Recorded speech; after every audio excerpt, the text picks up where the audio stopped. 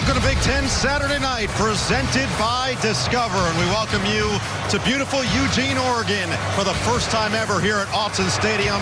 It is a top 5 showdown, and here come the number 2 Buckeyes.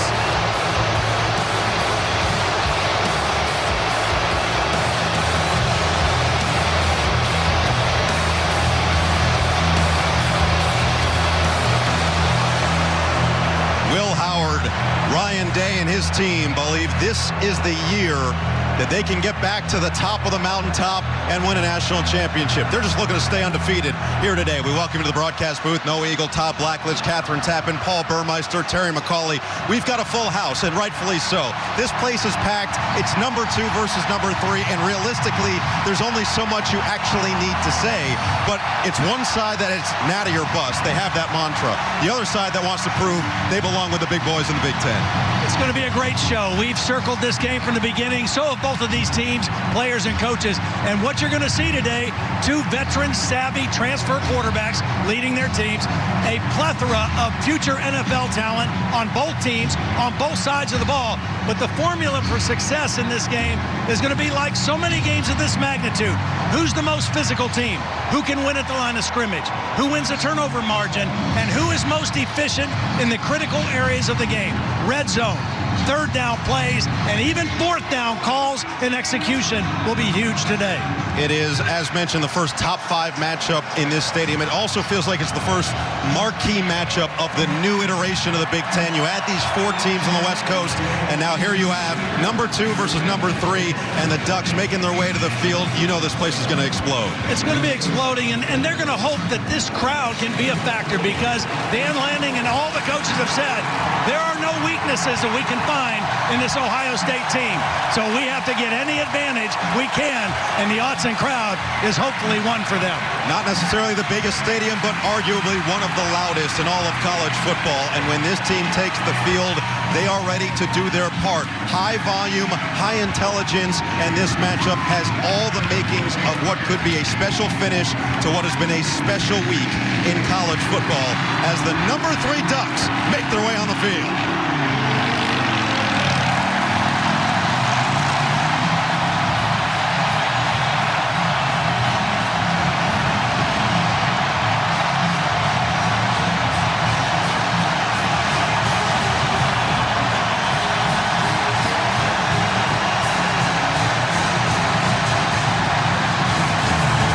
Undefeated teams, 2 national champion hopefuls, number 2 versus number 3.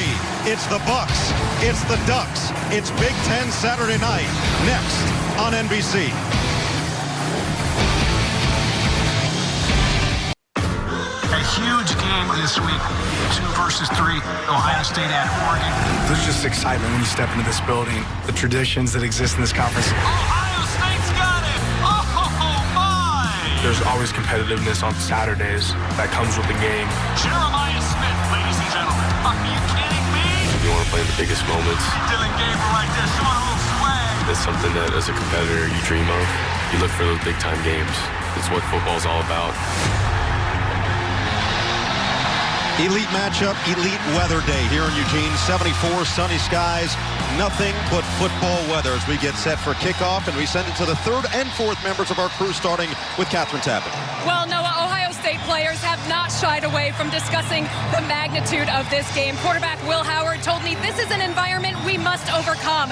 Linebacker Sonny Styles said you have to understand the talent you're going up against. This is a matchup game. And I just spoke to head coach Ryan Day. He told me the top priority for handling this environment at Autzen Stadium, play physical. Don't buy into the noise, pound them down, and win the game in the 4th quarter. Now let's send it over to Paul Burmeister. Catherine, thank you very much. Significant injury news that has to do with the Oregon defensive line. Edge rusher Jordan Burch, their top sacker and the reigning Big Ten Defensive Player of the Week, listed as questionable with the lower body injury. He did not come out and warm up with the team within the last hour. Also did not run out with the team from the tunnel moments ago. Tom talked about the importance of physicality in this matchup. Burch is their most disruptive player on that defensive line. And Paul, we might see that influence right away because Oregon won the toss, elected to defer. Yeah, I mean, they're going to be tested right away. And the challenge number 1 for Oregon's defense is going to be to defend the run. The last time they faced a good running team with an elite running back, In Boise State in week 2, they had a lot of problems. This is a better offensive line today and 2 elite backs that Ohio State will feature.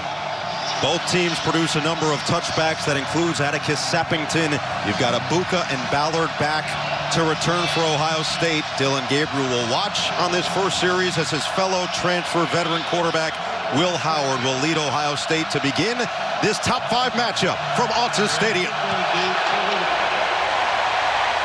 And it will be the 22nd touchback of the season. A look at the starting lineups delivered by Papa John's. And for Ohio State, they bring in Chip Kelly. Year 1 as the offensive coordinator, and he has produced a lot of creativity with a lot of weapons. Yeah, and he is first and foremost wants to run the football. I'm very impressed with how this offensive line has played.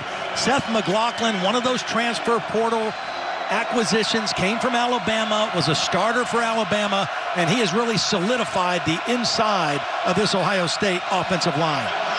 Dan Lanning was clear. This is not a team that you can say we're going to take one thing away, because the second you take one thing away, they have everything else at their disposal. That includes the elite running back duo of Judkins and Henderson, as Henderson splits out wide on first down. Howard to the air, over the middle, tipped at the line, caught by G. Scott, and he'll pick up 5 on a fortuitous bounce for OSU. Now this is good for both teams, right? Oregon's able to get a hand on the football. It was an empty backfield, good protection, and then G comes down with the ball.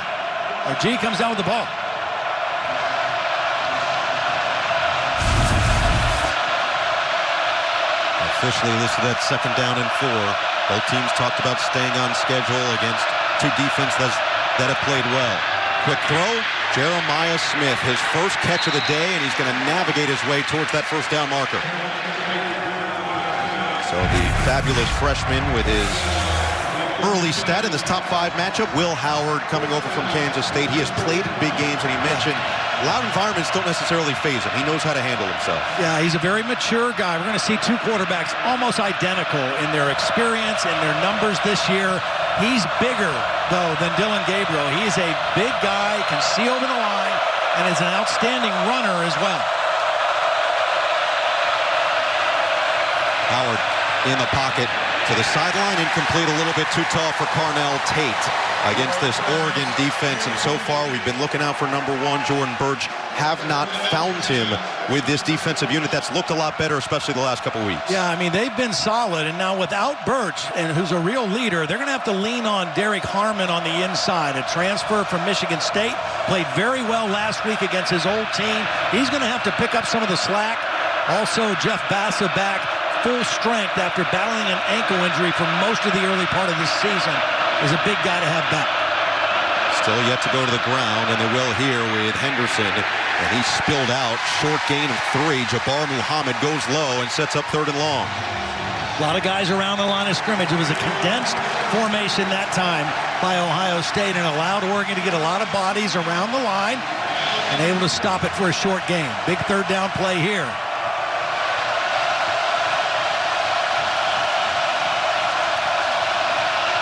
Oregon allowing just 31% on 3rd down this year. Smith the motion man. 3rd and 7. Howard fires. Smith got it. Fighting. He's short. Excellent job on the quick tackle by Brandon Johnson. Chip Kelly really believes that the size and strength of their wide receivers can be an advantage in this game against smaller defensive backs. But a nice tackle there by Brandon Johnson, and Jeremiah not able to get loose. Here's the first 4th down. We talked about it. Both coaches talked about how important 4th down plays are going to be in this game to sustain drives and to keep them teams on the field.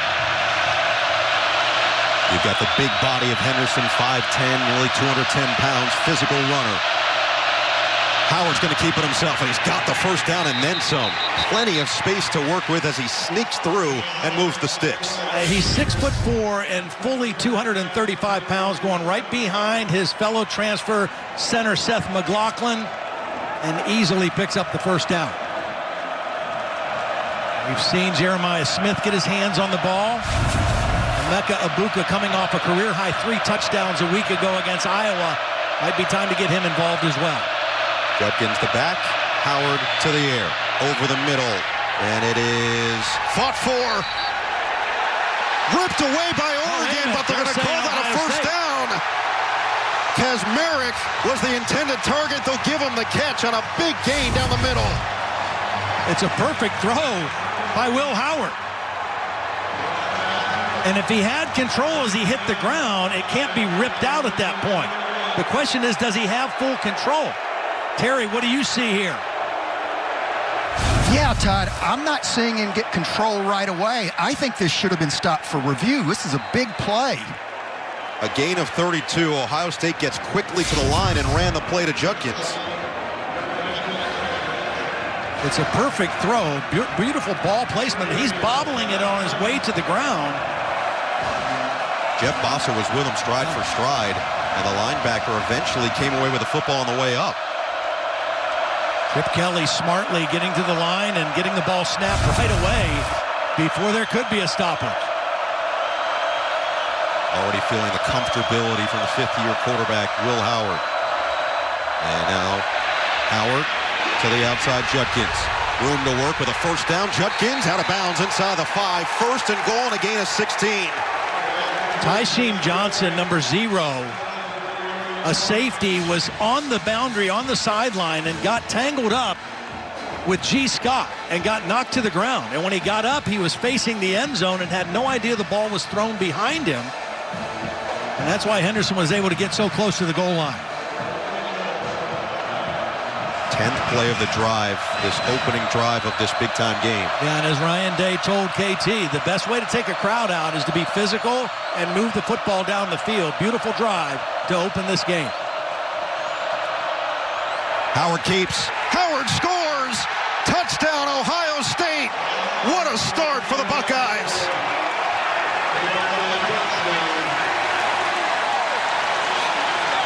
Great block by G. Scott, the tight end. I was at practice on Wednesday and saw this a lot in their red zone. Watch G. Scott collapse down in. They're going to fake and follow. So we got to lead back with Judkins, and the big quarterback gets right on his hip and into the end zone. He's an excellent runner, particularly in the red zone. And for Ohio State now, 22 red zone trips, 21 touchdowns. Can't be much better than that. Fielding will come on for the extra point. Little hesitation, but he does knock it through to make it 7-0 on a 10-play, 75-yard drive. Takes 5 minutes off the clock. It was the controversial catch or interception that stood on the quick play to Judkins, and then he leads the way for his quarterback to cap it off on a beautiful start for Ryan Day's team.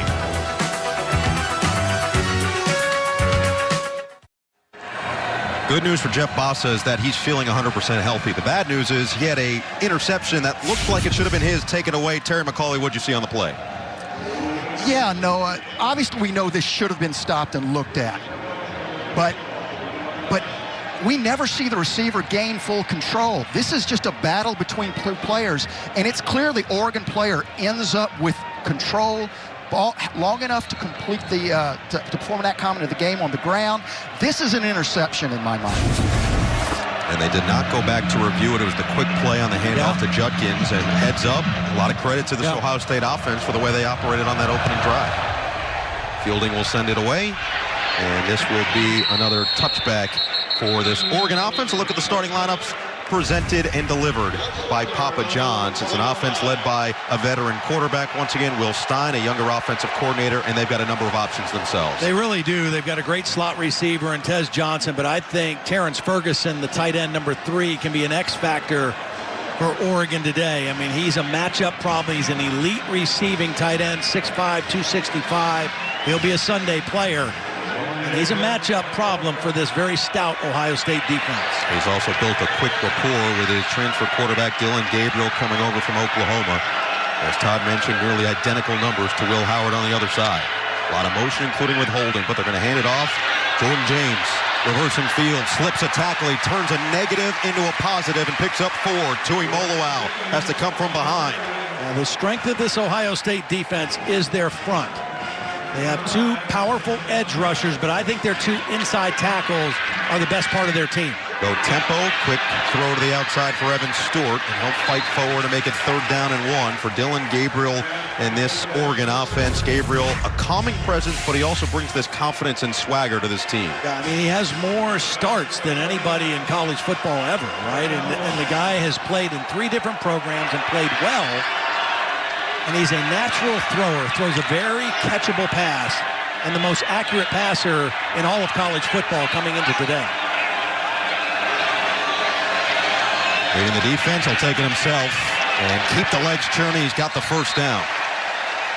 Dylan Gabriel is not nearly as big as Will Howard. He's listed at 5'10", but he's pretty powerfully built in his lower body. And he's able to kind of churn his legs here, go behind his big center for the 1st down.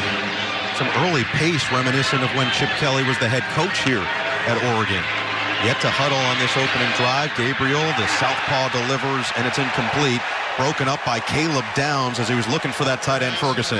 Yeah, beautiful coverage by Caleb Downs. Both these safeties in Jim Knowles' defense are outstanding. Downs was the most coveted transfer portal acquisition. Led the Alabama defense in tackles last year as a true freshman, and came over and just stepped right in beautifully to a very veteran defensive unit. A unit that the vast majority of these starters were here last season in similar or exactly identical roles. Late handoff, James, and he doesn't go very far, gets a yard. It'll set up 3rd down and 9 against an Ohio State defense that is menacing. One of the best in the country. In fact, a number of categories, they lead the country. Yeah, well, again, it starts up front. They're not a heavy blitz team because they don't have to be. Gabriel got it. James. And it's going to be 4th down and 3 as Styles makes the tackle. And now it's going to be a decision time for Oregon in this offense. Well, we saw Ohio State go for a 4th and very short. This is a different situation now. It's 4th and at least 2.5, and you're on your side of the 50-yard line. Got to trust that your defense can have a better series and try to pin them back with a punt. So Ross James will come on. Had a 69-yard punt against Boise State week 2 this year, and Brandon Innes back deep for the return. See if they can flip the field. This one angling. Will bounce, take somewhat of an Oregon bounce, get it inside the 20 on a 44-yard boot. This will start at the 15 for an Ohio State offense that was rolling on their first drive, already up 7-0.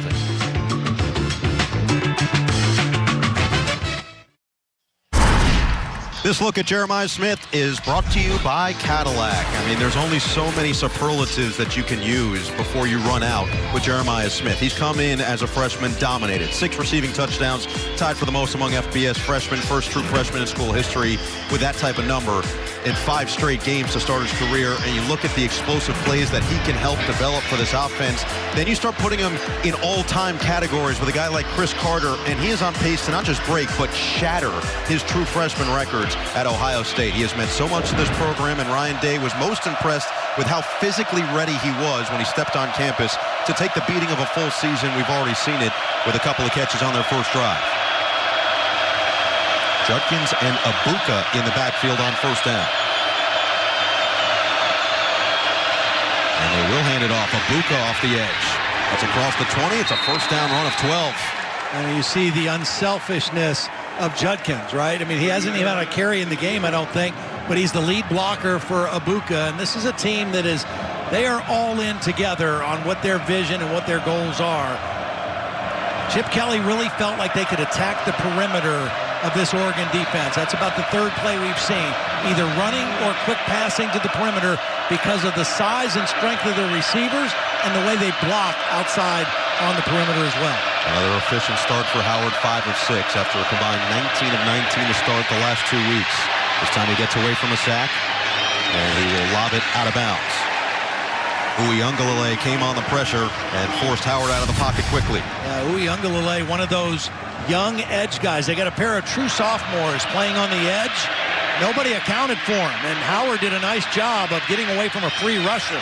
Looked like a little bit of a mistake by the Ohio State pass protection. 2 guys on 1, nobody on the edge rusher, and Howard does the only thing he can do, which is throw the ball away and live to play second down. Abuka initially in the backfield. Out of the slot. Tate the motion man. 2nd and 10. Handoff. Judkins. No running room. Derek Harmon closed up the hole. Yeah, Derek Harmon shows some quickness along with power. Does a great job. Here he is right here. Watch how quick he is getting off the ball into the backfield, and he beats Donovan Jackson. And it's Oregon football. Wow. This ball came out. Harmon comes away with it, ripped it away from Judkins. Take a look right here. Yeah, he didn't even go for the tackle. He was in the backfield and just went for the football. They had one turnover that they should have had and didn't get. Now they get one. What a play by Harmon. He beat the best offensive lineman, Donovan Jackson, with a quick move into the backfield and then just took the ball away from Quinshon Judkins. The officials are still conferencing right around the 28. It came down almost simultaneously. Terry, did you see anything here on this play as they kind of came away with the football? So far, he clearly loses control, and then there seems to be a battle and he loses sight of the football. As the ball carrier lost the ball during the tackle, Oregon football. I haven't seen anything yet to dispute that so far, guys. I think the fact that Harmon was in the backfield so quickly, it surprised Judkins.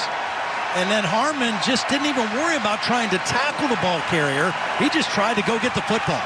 Please reset the game clock to 6:39.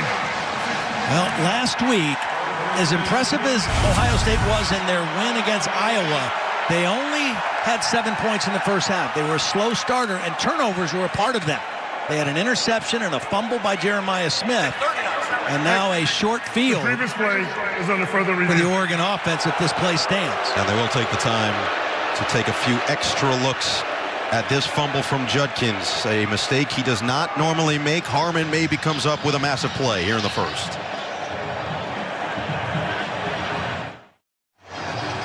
Well, back here in Eugene, the call was confirmed. The fumble stands, and what a play by Derek Harmon. And this is the end of it. Harmon goes right for the football, and with his size and strength, rips it away. Watch how quick now he gets into the backfield. He anticipates the snap count. He beats Donovan Jackson. Actually, that was a heck of a play. That was Amari Washington, 52, who got in the backfield, and Harmon came through to make the play on the ball. So now it's a short field. Dylan Gabriel has loved the complimentary football they're playing, and it helps when you've got this guy, Jordan James running over defenders. 1st and goal inside the 5. 25 on the ground the hard way. Well, we talked about the Ohio State receivers blocking. Watch the blocking downfield by Oregon's Holden and Evan Stewart, number 1, number 7, staying on their blocks and allowing their back to get down inside the 5-yard line. Big explosive runs can only happen if you have good blocking on the perimeter, and Oregon did a great job on that one. James with 166 yards and a touchdown last week in the win over Michigan State. Now here it is, 1st and goal. Both teams had talked about being efficient in this area. James, can he pay it off? Yes, sir! Touchdown, Oregon!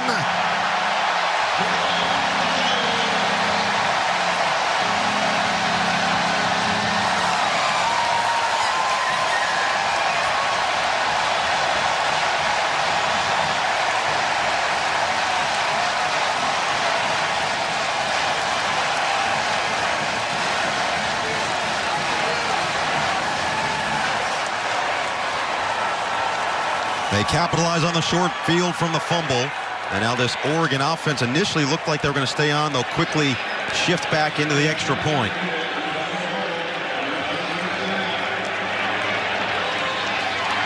Shappington.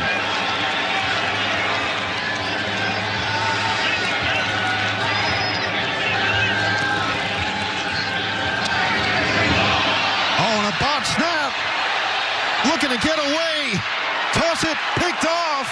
Ransom looking to take it the other way. Down the sideline. Ransom with blocking. Can he get there? No. Chaos already in Eugene.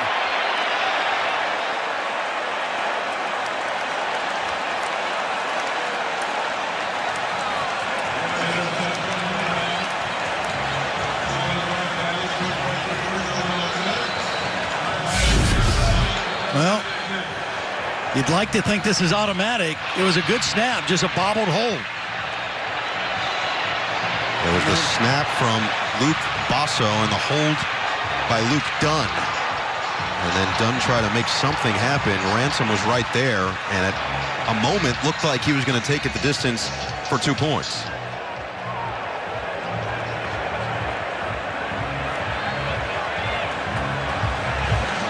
And normally Ross James, the punter, is their traditional holder on both field goals and extra points, but it was the touchdown by James that helped get this back to what was nearly a tie game. Yeah, he runs with such power. I mean, he is very powerfully built, runs behind his pads. They like to run to the left behind Josh Connerly, their left tackle. Rashad Strother, also the left guard, in there clearing the way. They capitalize on the turnover. Just like last week, the Iowa game, the Ohio State turnover kind of slowed them down a little bit in the first half. The Hawkeyes weren't able to capitalize. The Ducks were on this one. So Sappington will send it away. Abuka waiting deep. And Abuka will let this one fly once again for another touchback. Well, at Peacock, we know education can be expensive, so your entertainment shouldn't be as well. Now eligible students can stream for just $1.99 per month for 12 months, as opposed to the regular $7.99. Visit peacock.com/student to unlock this deal. All right, so now both offenses have found the end zone. You had one that stalled out and punted it back. The other one in this Ohio State offense that turned it over on the fumble. But they've been moving the ball, and we've seen the efficiency and just how explosive they can be when they're locked in. And the balance. I mean, Will Howard has been accurate throwing the football. They've had a blend of run and pass. And different guys carrying the football or touching the football. Henderson in there on first down. Quick throw, Abuka. Gets away from the first. Not the second.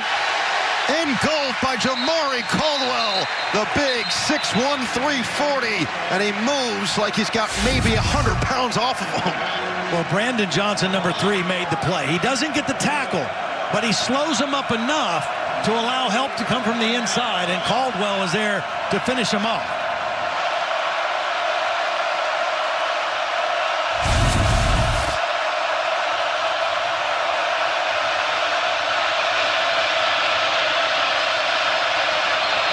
Second down and 12, and we've got a flag, and let's hear from Larry Smith. False start. Offense, number 71. 5-yard penalty, second down. And don't be surprised, is right now this will be the loudest that this stadium has been. Ohio State quieted him down. You see the movement by Josh Simmons, the left tackle. Ohio State quieted him down in the first drive. Oregon gets the score. Now they get a penalty. Now it's time for them to crank it up.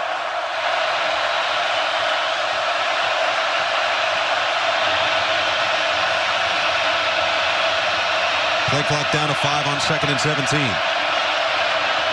Howard going to take it himself, and he's got some wheels. Gets it across the 20 to the 24. I think they wanted to run a shovel pass here to Brandon Innes, number 11. Watch as Innes comes across. He's covered. And so Will Howard has to keep the ball. The shovel pass is not there. He ends up keeping it for a very short gain. And now 3rd and 11 for the Buckeyes.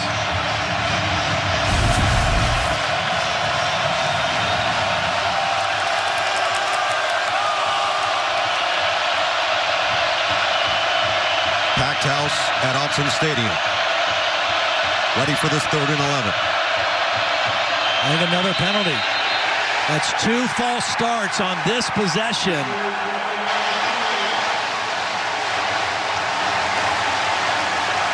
False start. Offense, number 88. 5-yard penalty, third down.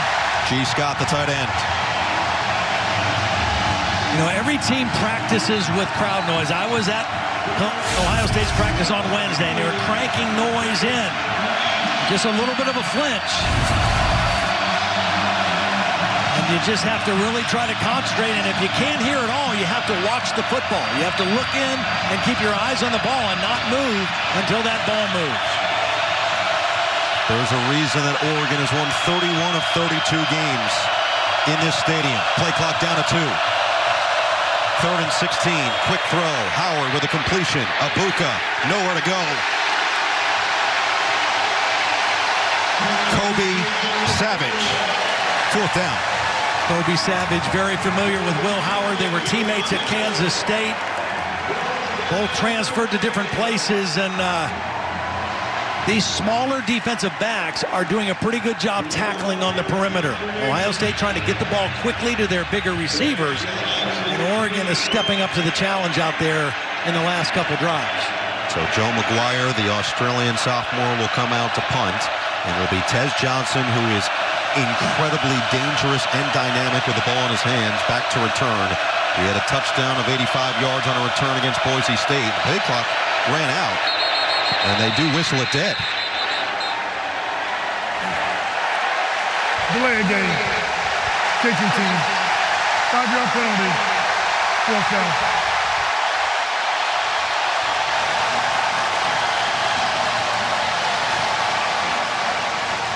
It is a cacophony of noise. Yeah.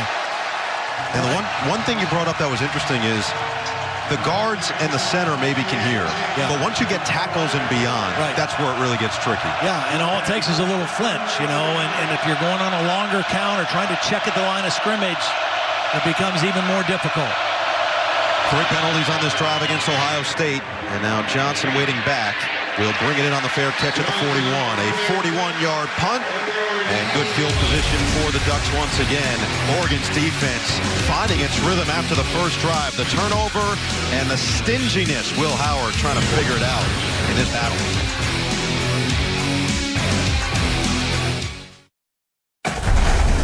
Big Ten Saturday Night is brought to you by Abbott. Learn more at big10.com.org/Abbott.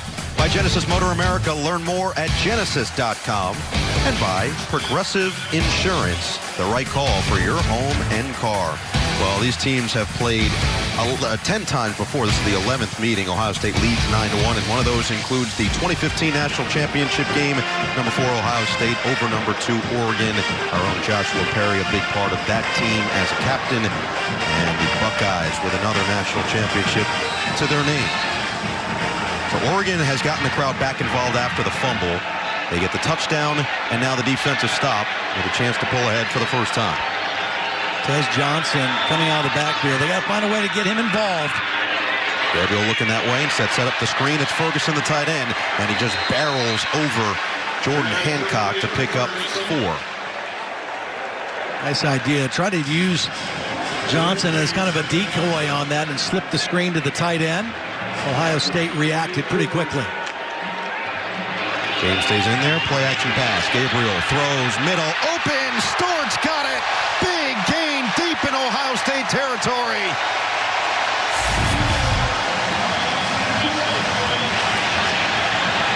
Nice job by Dylan Gabriel finding the open void in the defense. Beyond the one safety and before Ransom could get there.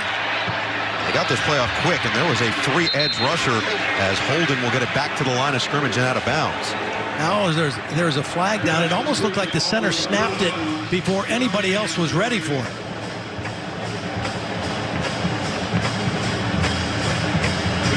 See if it is against the sophomore, Pancho Lalaulu. Illegal shift on the offense. 5-yard penalty, 1st down. Yeah, because he snapped it early, that's what triggered it. Yeah, there was still movement. They weren't set, and the ball was snapped. And so we saw this affect Ohio State their last drive. You wouldn't expect the home team to be affected for a penalty like that, but it backs them up nonetheless. Excellent throw on the long completion, though, from Gabriel. Now 4 of 5 with 41 yards. 1st down and 15.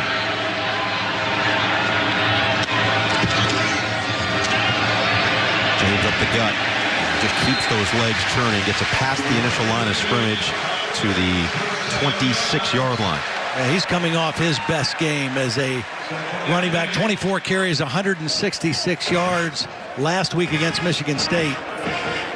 Running with a lot of confidence. practices hard. They love his energy. They love his attitude. Now he's out as a wide receiver here. Empty backfield. Johnson in motion to the backfield on 2nd and 8. Gabriel stands in there, steps into one. Incomplete, looking for Stewart. Tight coverage by Igbinosun, and no flag comes in. Well, he had Stewart coming on the over route, and he had Tez Johnson on a little option route.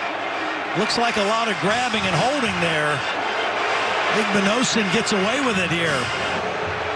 Left hand around the waist, but he makes a play on the ball. These two corners for Ohio State have great length. Long arms, able to reach in and knock the ball away. They also had Tez Johnson inside on an option route, and he got knocked down. Look at this formation. And they will run it. Lob it to the sideline, and nobody's home. Put it in the direction in between both Ferguson and Holden, and now it's 4th down and 8. And a long field goal likely coming up for Oregon. Funky formation here. Will Stein, he's only got 2 guys over here, but whatever the route was supposed to be, there's a miscommunication. You got to get rid of this ball quick. And obviously not on the same page between Dillon Gabriel and the outside receivers to the left. So this is going to be Atticus Sappington. There was a question whether it was him or Andrew Boyle who would attempt these longer field goals. This one from 44. Sappington 6 of 7 on the season, and he's 2 for 2 from between 40 and 49. Not this one.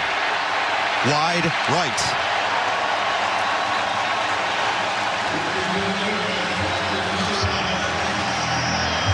Missed opportunity for Oregon with a short field once again. Yeah, you see the missed kick. Good hold, good snap this time. Just a bad kick, but even going back to that 3rd down play, I don't really understand why you get so tricky on that 3rd down play. You're moving the ball, your quarterback's hot. Give him a chance to make a normal throw on a normal play call on 3rd and 7. So Ohio State had taken the crowd out of it on that opening 10-play drive down the field.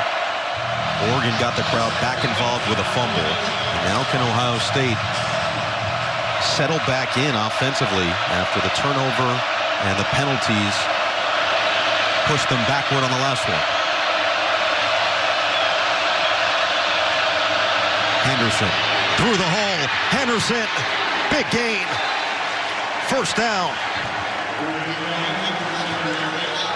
Again, in the absence of Birch, Oregon is playing with 2 inside tackles and those 2 sophomore edge rushers. It's more of a passing set defensively, and capitalized that time by Ohio State. Ride the hot hand. Henderson, he's a home run hitter. Travion Henderson, 1 man to beat, out of bounds. 1st and goal, he goes 55 down the sideline. Officials, timeout. Watch the block by Josh Simmons, the left tackle. He's playing his best football at Ohio State. Holds his point, and then the speed of Henderson, a bad angle by Tyseem Johnson, number 0. And this is a legit home run hitter every time he touches the ball. Brandon Johnson with a hustle play to save the touchdown, but now Ohio State with a lineman down behind the play. It is Tegra Chabola, the right guard. So Chabola down with 10 seconds remaining in this 1st quarter. And it felt like it was building in getting Henderson the football. He had only had the 1 carry through the first couple of drives, and then in those last 2 carries, he's gone 70 yards down the field. Meanwhile, Austin Saraveld is looking like he's going to get set to check in the game. Remember last time inside the 5, there was the fake and follow, the run by Will Howard. They like him running the football in this part of the field. That'll bring the 1st quarter to a close. Ohio State with some momentum back in their favor in this top 5 matchup in the new iteration of the Big Ten. It's been back and forth so far in Eugene. 7-6 in favor of OSU through 1 on Big Ten Saturday night.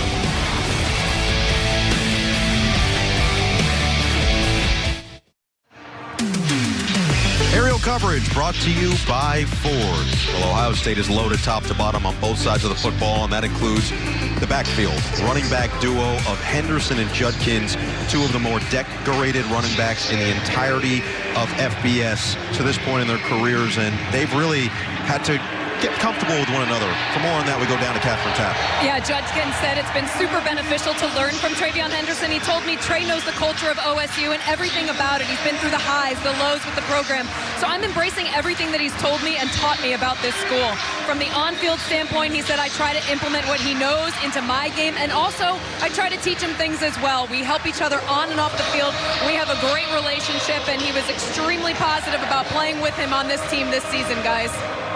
Well, TreVeyon Henderson, KT, has been such a mainstay for Ohio State his entire career here. He could have easily left for the NFL. And then, especially when you bring in a guy who was so good at Ole Miss and Quinshon Judkins, and yet Ryan Day says they get along and they actually cheer for one another when they're not on the field. Yeah, and you know, the beauty of it is, and Chip Kelly did some research, talked to Nick Saban, and he told him how much he loved having two backs to keep them both fresh, particularly into the fourth quarters of games and late in the season. He's got that luxury right now. So Henderson with 70 yards on the previous two carries. It'll be Judkins now back in there on 1st and goal. Howard keeps. Howard will not get there. Kobe Savage, his former teammate, gets all up in his face. You see the smile back and forth as he makes it 2nd and goal. Tuioli, number 44, also involved there on the edge. They do a nice job of stringing it out. It looked like Will Howard would get to the corner, but Savage able to fight off the block of Abuka, who's an excellent blocker, and make a play. They'll go quickly here. 3 in the backfield, including Gerd. Hand it, Judkins. Jamming his way in. Touchdown, Ohio State. 6th of the year for Quinshon Judkins.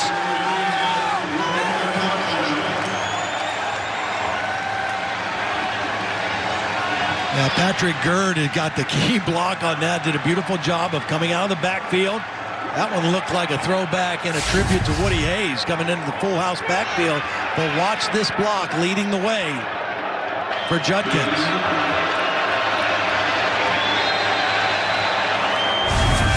He has been a touchdown machine now, averaging a score per game, as Fielding's extra point makes it 14-6.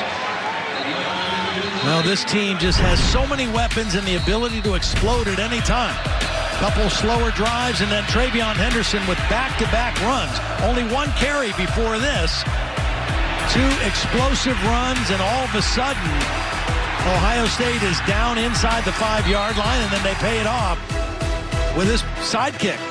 Quinshon Judkins gets the touchdown. TreVeyon Henderson did the legwork, and the partnership continues to pay dividends. I mean, there's a reason these guys are big shots, brought to you by Nissan. I mean, that's what they do. They go out there, they just always seem to contribute at the right moments, the right times, and when you think the offense is starting to find a lull, it's that home run ability. It's not thunder and lightning. It's lightning and lightning. And it's thunder and thunder. It's both, because they're both strong enough to break tackles, and they're both fast enough to run away from defenders and make big plays. So they are the same guy. There's no change of pace with these two guys.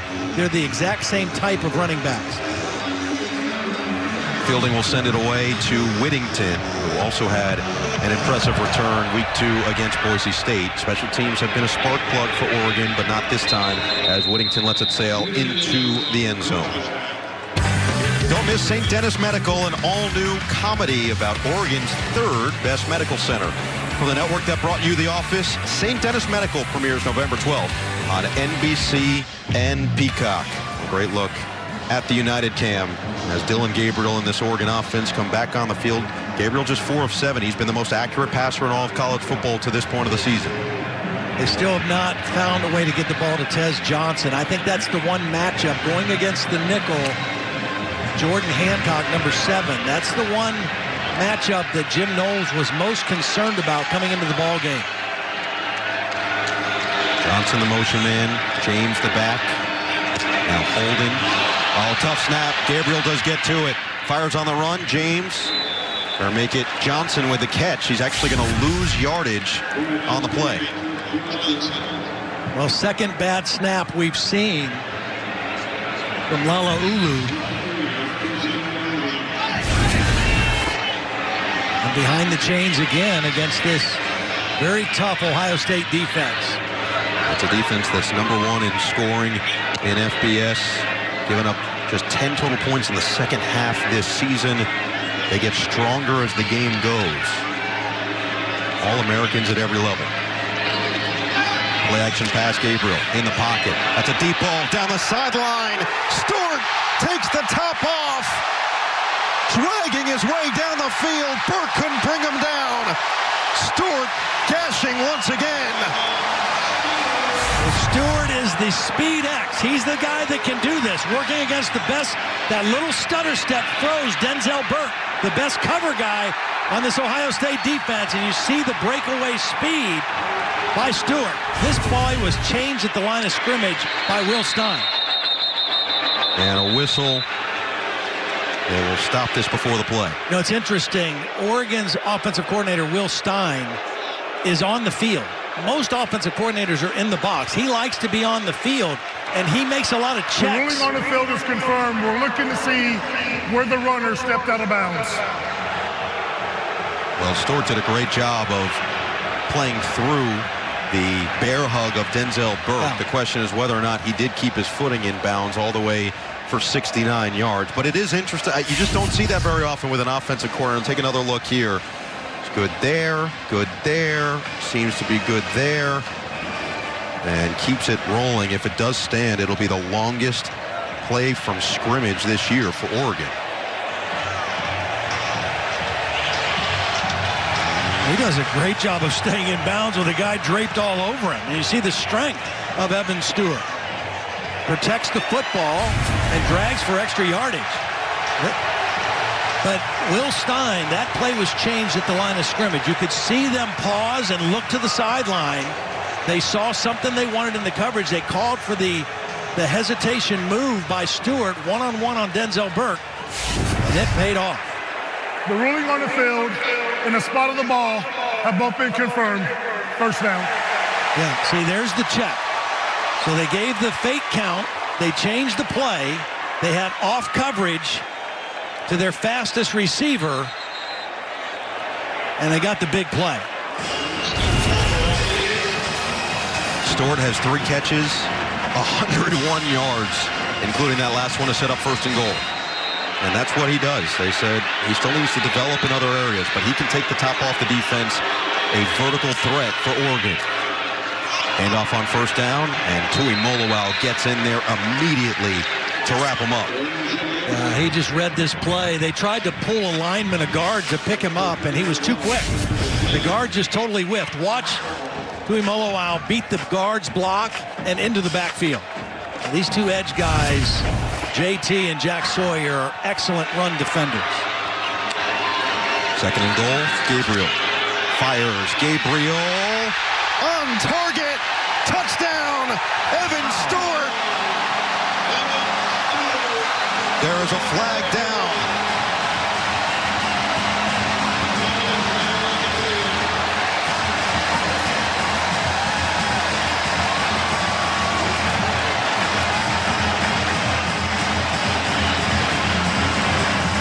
The ruling on the field is a touchdown. During the play, personal foul, face mask, defense number 7. That penalty will be enforced on the kickoff. Noah, you said there are areas that they wanted to see Evan Stewart improve on. One was being more physical against press coverage. This was press coverage by Denzel Burke, and he beat it. Drew a penalty as well, but he beat it right off the snap. Beat the press coverage. That was the one area that Will Stein said he needs to get better at that. Back-to-back big-time plays. Another funky formation. They will run it and squeeze it through. It's going to be short. It was Kenyon Sadiq, the tight end, and it'll stay at a 2-point game. Evan Stewart has had some big catches already this year, but maybe none bigger than this one to this point. 69 yards dragging Burke, and they let him finish it off. Lob it up there. Yeah, Stewart is back there somewhere. Physical grab, and Oregon back within a score.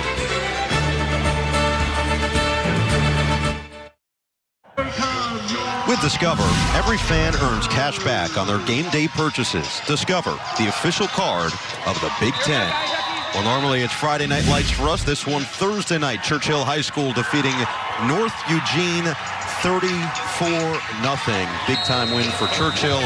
And now Oregon trying to do the same as they climb their way back, falling down on that first possession. And Ohio State will get this.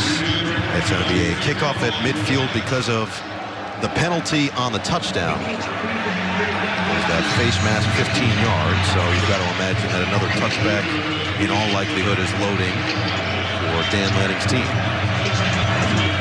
We'll see if they try to get tricky with this. And they will. Oh, wow! Off of the Ohio State player, and Oregon gets right on top of it. Did they get there first?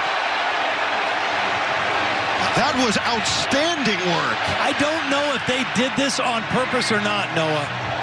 I think they were just maybe trying to squib it, but it hit the Ohio State player. And they have it. Yeah. The ball did not go 10 yards, but the Ohio State player went to try to touch the ball and recover it, and it was such a hard kick. It just came right off it. He actually tried to get out of the way. And Oregon was able to come up with it. What a play. Boyle came in, and Lamonaco he could not, or make it Burke actually on the tearaway jersey. That was unbelievable altogether. I've never seen anything quite like that. And to your point, I don't even know if you could do it again if you did try. Yeah. I mean, you typically don't kick an onside kick that hard. Right? That ball was drilled, and the return man tried to get out of the way to let somebody in the back row get it. And Oregon able to capitalize on, I guess this doesn't go down as a turnover, but it's just like a turnover in a short field for the Ducks again. I feel like Stefan from SNL. This game has everything. Right now it just feels like the unexpected is becoming expected. And now Oregon with another crack offensively, and we'll see what Gabriel and company have in store. And they will whistle this one. Timeout, Oregon. Timeout, Oregon. It's the first of the half. Will be 30 seconds in length. I mean, I think we got to take another look at this. This is some of the craziest bounces I've ever seen. I mean, Oregon reacted like that was done intentionally, the way they went to the football, but you just don't see an onside kick like that. Normally you dribble it, you wait till it gets 10 yards, you try to block those guys and get to the ball.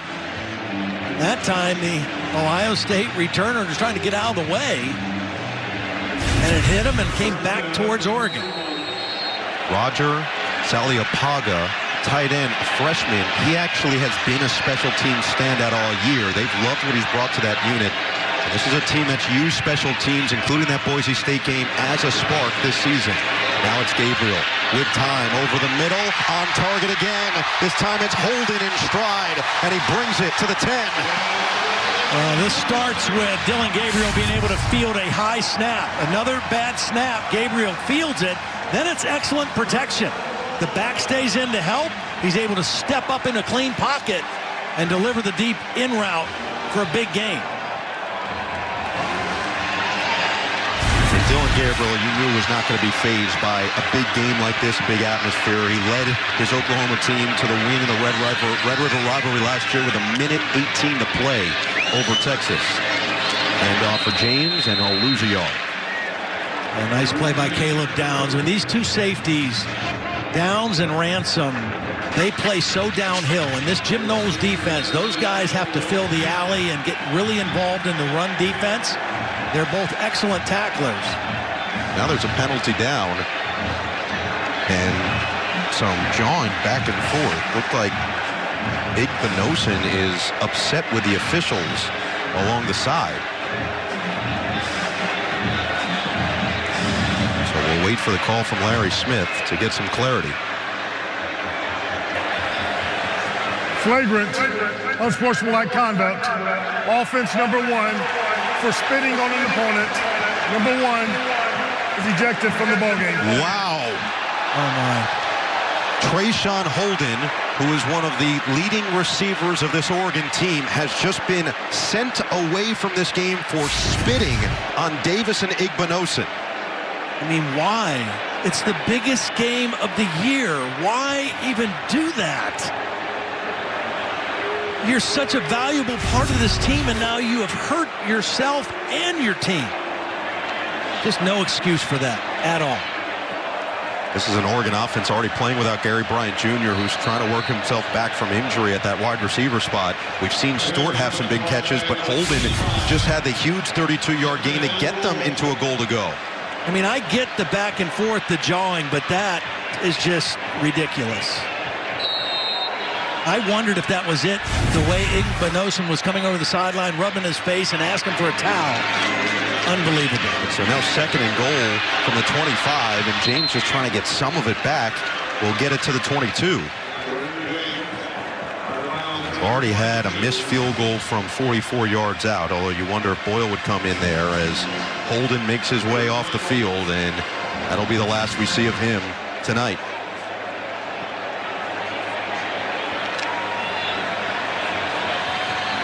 Tough way to finish for the Alabama transfer. 3rd and goal from the 22. Gabriel may have been tipped, didn't matter, as it's caught by Stewart out of bounds.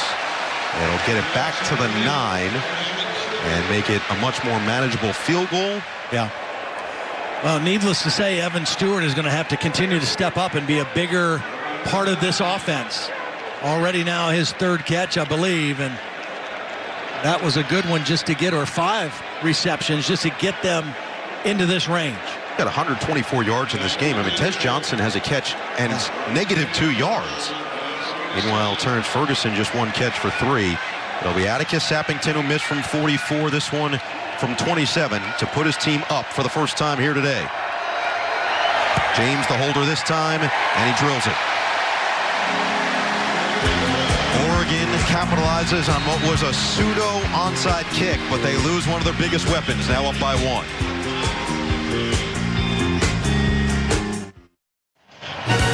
Tomorrow, the Bengals face the New York Giants on Sunday Night Football without former Duck Kayvon Thibodeau. But Football Night in America will begin at 7 p.m. Eastern on NBC and Peacock, and see if the Giants can keep up some of the momentum they've built the last couple of weeks here. You know, you mentioned Kayvon Thibodeau. The interesting thing, when Oregon beat Ohio State a few years ago in Columbus, it was a big upset early in the year. And one of the big stories that week was the absence of Kayvon Thibodeau. He was unable to play because of injury, and they thought that would really affect Oregon's defense, and they were still able to find a way to win the football game without their best defensive lineman in this one, in Birch. Oregon back to the defensive side for the first time with a lead, and another touchback this time from Sappington. I mean, this game has just gone in every which direction so far. We call these key plays. This was on the first drive that easily could have been an interception for Bossa. It was called a catch. Then a rip away by Derek Harmon on Quinshon Judkins set up the short field. This is still one of the most insane plays that we've seen, and then it led to an eventual ejection as Holden spit on Igbinosun. We haven't even showed you a missed extra point, a missed 2-point conversion that was nearly then taken all the way back. We've seen in a quarter, not even a half, more than we normally see in an entire game. And here with 10:09 to play, we'll see how Ohio State responds. In a 1-point football game.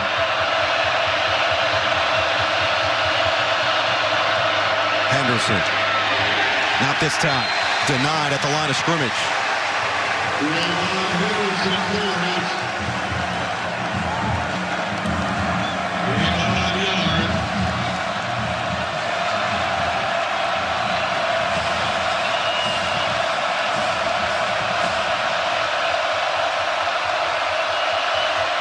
Second and 9. Henderson to the outside. Caught out. Asser, yeah. Well, they love having him back at full strength. He's a big physical linebacker who can run sideline to sideline. Here he is here. Henderson, we've already talked about his speed. And Bassett tracks him down and knocks him out for a very short gain. Back-to-back big-time plays by this Oregon defense against the run of Ohio State. Buckeyes 0 for 2 on 3rd down so far.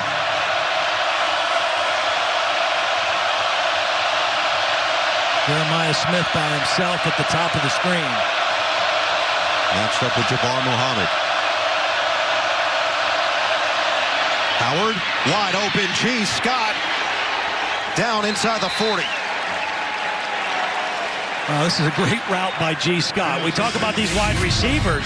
They got a matchup in here. G. Scott's just going to run a slant, and he's going to get separation. And beautiful ball by Will Howard to a guy you don't necessarily expect that they would look for the matchup, but they got it. G. Scott runs a nice route, makes a good hands catch, and then shows a little bit after the catch. Injured player down is Josh Simmons, the left tackle. Transfer from San Diego State a couple years ago. Started 13 games last year. Started all 5 here this year. And take a look exactly why he went down, battling with Uyunglele on the edge. Yeah, just kind of, you could see it kind of gave out on him in his pass protection, and he has played extremely well this year. Last year he struggled a little bit coming over from San Diego State. And the offensive tackles took a lot of criticism last season, but this year both he on the left side and Josh Fryer, the right tackle, have played really, really well. Well, overall, this offensive line has been excellent for this season. Running the football has been a strength, pass protection, but Simmons, Donovan Jackson, and since he's been healthy and come back, they've really taken that step forward. You mentioned Seth McLaughlin, the transfer at center. Chabola, who went down earlier, looked like he returned, and then Fryer, as mentioned, on the right side.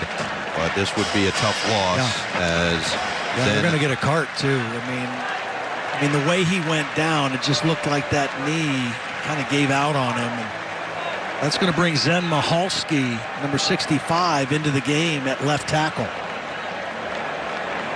So Mahalski on one side. We saw Saraveld come in for Chabola. It's not what you want to see for the senior from San Diego. There's so much experience coming in, 31 starts in his career.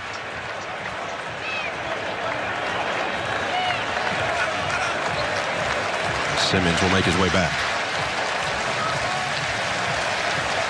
Quick reaction as well to get him onto the cart. So yeah, now Ohio State, as you just said, 2 backups in their starting offensive line, conceivably for the rest of the game. We'll wait to see what Chabola looks like if he can make his way back consistently. He was trying earlier. The Wall still for a first down here at the 41.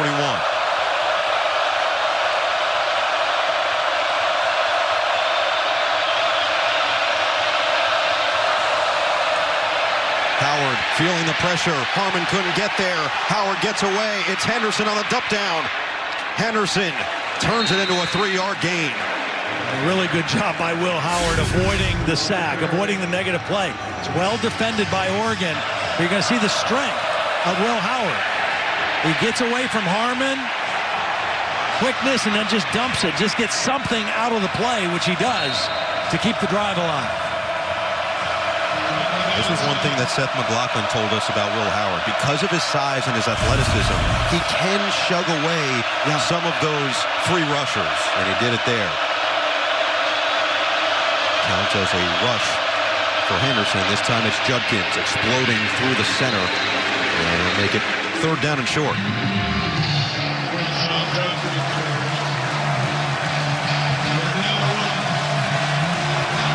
You know, I wouldn't be surprised. I mean, this is going to be a 2-down territory for Ryan Day. Already went for it on 4th down with a quarterback sneak. This could be a play here where they maybe show run and take a big shot down the field, knowing that they're going to go for it on 4th down. Jeremiah Smith up here. Howard kept it on 4th down. This time he'll hand it off. And Judkins is stopped. Lost yardage. Tui Moloau, the first contact.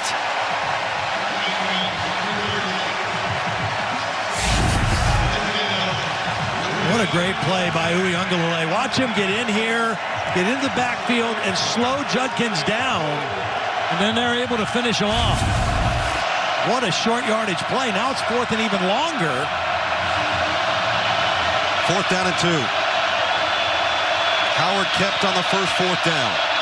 3 in the backfield. Same play as the touchdown. And Judkins is going to wiggle free for the first down.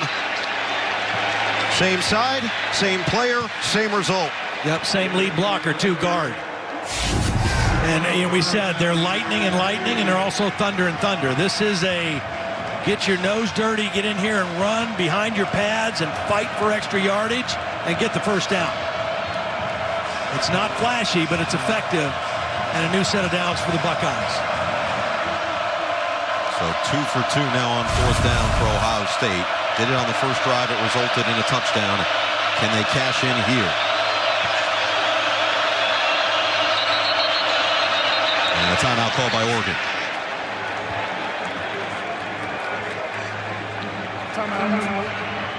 Tosh LaFoy, the defensive coordinator, comes in and has a word with Amarion Winston. We'll be right back.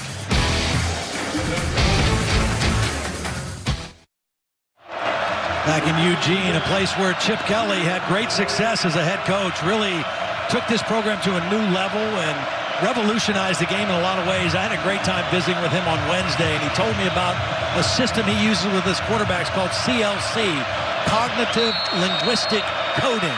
I'll explain that after this play. It was pretty fascinating.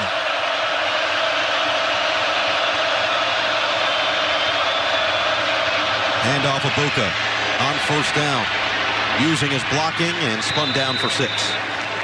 He talks about being able to use the communication system to talk to his quarterbacks, and he talks to the quarterbacks and says, how can I help you? What words, what phrases, what alerts, what checks can I give you? I don't want to give you a lot of long sentences. I want to give you short bursts of words and code words to help you at the line of scrimmage. And it's different for each quarterback. He actually said he got an appreciation for that doing TV when he was out of coaching and trying to do studio and fit all these thoughts he had into a little 20-second soundbite. We appreciate the shout-out, Chip. 2nd down and 3. Judkins, first down. Well, this is a relationship with Chip Kelly and Ryan Day that goes back, I mean, all the way until Ryan Day's youth. Before he even got to college, they knew each other from that same area in New Hampshire. He played from at New Hampshire, and then Eagles quarterback coach, Niners quarterback coach in back-to-back years in the NFL. It's a role reversal Freaky Friday of sorts, where now one's the head coach, the other the offensive coordinator, but it's a relationship that continues to grow and has been really beneficial for both. Yeah, it's a very unique relationship, and I think it's working really well for Ohio State. Abuka, the motion man on first down. Play action for Howard. Steps into it and will swing it to Judkins. Sheds a tackle, spins, and is dragged forward by Savage to the 15. Again, nice decision by Will Howard. They've got deep routes going down the field. There's pressure coming. There's a free rusher coming. And he has to get rid of the football. It's Brandon Johnson, number 3, in his face. He gets rid of it to his outlet receiver, Judkins, who adds a couple extra after the catch.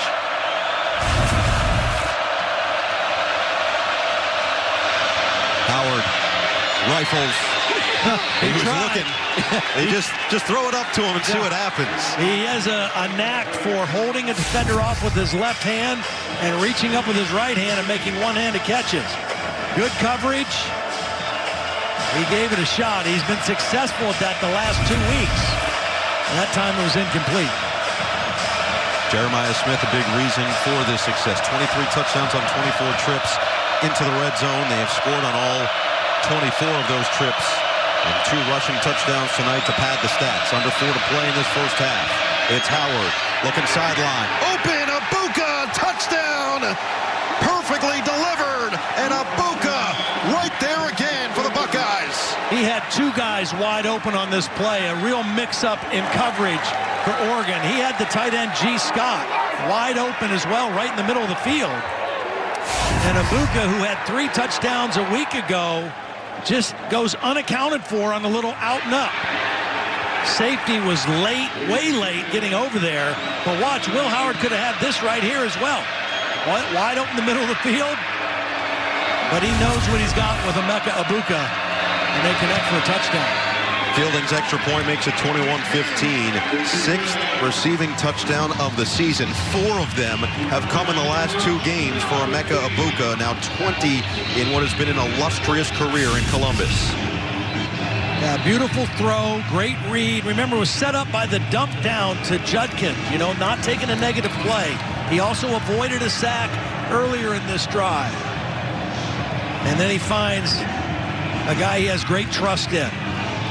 Emeka Egbuka is a great receiver. I mean, he's going to be an NFL receiver, but he does a lot of the dirty work for this offense, too. He's a great blocker. He's tough. He's physical.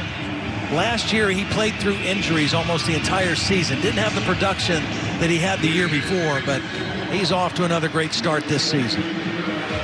Ryan Day mentioned exactly what you said, the dirty work and specifically the blocking. He actually says that Egbuka gets more excited when he springs a play free with an elite block than he does when he scores a touchdown like we just saw. Yeah. I bet he likes scoring touchdowns too, though. I mean, that's pretty fun. It's a nice cherry on top.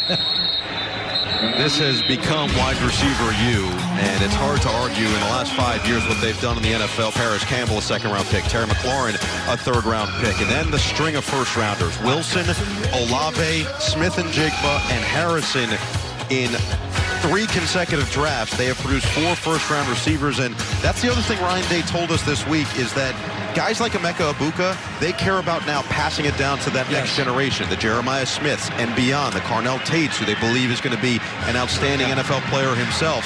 And Egbuka has really carried that this year in particular as a captain of this team. And it all starts with the wide receiver coach, Brian Hartline. That's the guy that gets them all there to begin with. Nice run, James. First down. This kid's run well today. It's his 9th carry. Over 50 yards. And there's a discrepancy on the spot as to whether or not this is going to be second down in inches, and it looks like it will be. So they'll get quick, run it. James, this time, no doubt. So a lot of time. Dillon Gabriel has to be very smart with the football here. It's a 1-score game. They're in fine shape. Can't get greedy. He's had 3 interceptions this year. They have all come in the last 2 weeks and all in the red zone. And he even told us he took full responsibility. He says, my eyes were bigger than my stomach, and I forced it, and I didn't, make the right decision. Even a guy in his 6th year can be prone to make bad decisions. Just keep it on the ground. And right now it's chewing up yards across the 45 to the 46. I think part of this is Dan Lanning does not want to give Ohio State the football back either, right? Oregon won the toss and deferred. So they want a nice long drive here. Sure, they want points, but they really don't want to give up any more points right before the first half ends. They've got 1 timeout to work with in the 2-minute timeout. Ohio State with all 3. Johnson in motion. 2nd and 4. James, powerful runner. First down. Doesn't matter if the contact comes. He's going to punish you and drag you along. Yeah, and now's a good time to go play action and take a shot because James is asserting himself. They've got the first down.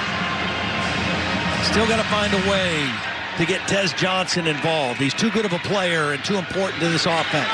Here he is right here, number 15 in the slot. And I don't think they're going to run this play. They'll take it to the 2-minute timeout in a 6-point ball game. Oregon will get the football to start the second half. They've gotten some explosive plays. There's been some chaos on both sides. Egbuka puts the Buckeyes back in front with Oregon driving in the last 2 minutes of the first half. Back in Eugene, and these numbers courtesy of PFF. Tez Johnson is the 3rd highest targeted rated receiver in Power 4 conferences. And right now he only has 1 catch in this game. Now Evan Stewart has 5 catches for 124 in the touchdown, but it feels like Johnson needs to get involved. Yeah, absolutely. I mean, he's too valuable to this team and has too much ability to make big plays. The other guy, Terrence Ferguson, the tight end, only 1 catch for 3 yards as well. Jordan James got them into Ohio State territory, but now it's Whittington on the field. And they hand it to him. Oh, Whittington will pick up a yard. Ran into the brick wall that was Tyleik Williams. Now, Tyleik Williams is one of those guys we talked about at Ohio State that could have gone to the NFL, decided to come back. He's an outstanding player, very athletic, very twitchy for a big man inside. 2 defensive tackles are outstanding for this defense. Johnson in motion on 2nd and 9. They will throw it. Gabriel, quick. Ferguson just not in the right area and incomplete. That stops the clock now with 1:25. Usually these two, they're great friends. They spend a lot of time together off the field, and they're usually totally in sync. They were not in sync on this play. Makes it 3rd down and 9.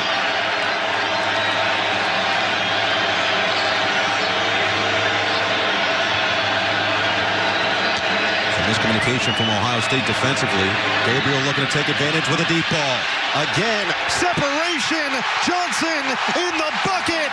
Touchdown. 48 yards.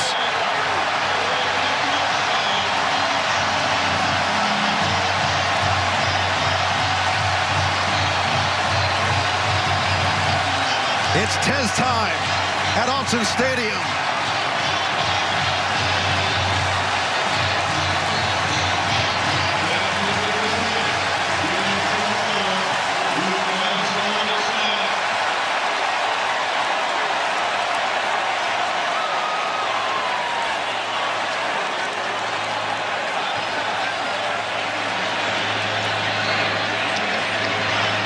They've already missed an extra point on a bad snap, but this time Sappington has no issues and gets the number 3 team in the country back in front.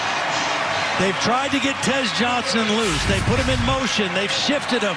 This time they put him in the bunch. And here he is at the point of attack of the bunch. And he's going to run a beautiful route on Denzel Burke. The quickness. He has both quickness to get separation and then top-end speed to run away from people. Very unique skill set, and they finally get him loose for a big play. That's 2 times now Denzel Burke, the best cover guy, a high NFL draft pick for this Ohio State defense, has been beaten on deep routes. Kind of biting on the little stutter step move earlier against Stewart. That time got fooled by the quickness and escapability of Tez Johnson. Gabriel and Johnson have formed a quick bond on and off the field. Tez was Bo Nix's guy, his adopted brother. Yeah. They spent so much time together, living together in high school, running routes in the backyard. But in comes Gabriel, and you always wonder, okay, what does that look like now from a guy you were so comfortable with that you're literally related to a guy that you've literally never met coming into the season. And a lot of it falls on the 2 of them taking the time together off the field. They have built it. And they both have nothing but great things to say about the vibe that each one brings to the offense. As this one will be another touchback, and we go downstairs to KT. Yeah, guys, more on that. Johnson was adopted at age 15, and he told us at that time he was just a kid doing his own thing, growing up in subsidized housing in Pinson, Alabama. He said when he walked into the Knicks house for the first time, he immediately noticed their lives were far more structured. He said when Bo had all the attention on him in high school, I was in his shadows. I was watching every move, seeing how it would one day benefit me, and he certainly learned from one of the best, and we're seeing the results of that here tonight, guys. I love the story about how they would go into the backyard and Bo would just throw him route after route after route, and you go, what is this all about? I don't know why we're doing this. And then the next game, he had 17 catches, and he goes, oh, this must be working. Well, a lot of time still here for Will Howard and Ohio State. They have all 3 timeouts in 1:17. Howard to throw to the side, and it is caught on the comeback by Smith. Clock still going, though. Chip Kelly and Ryan Day have absolute trust in their quarterback, Will Howard, in a situation like this. Howard rifles. It's Smith again, and this time it will be a yard shy out of bounds as Reed applied some contact.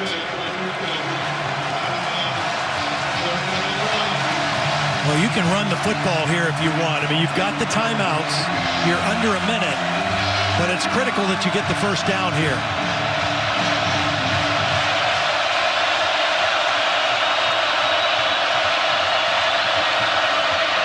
There will be a run. Henderson.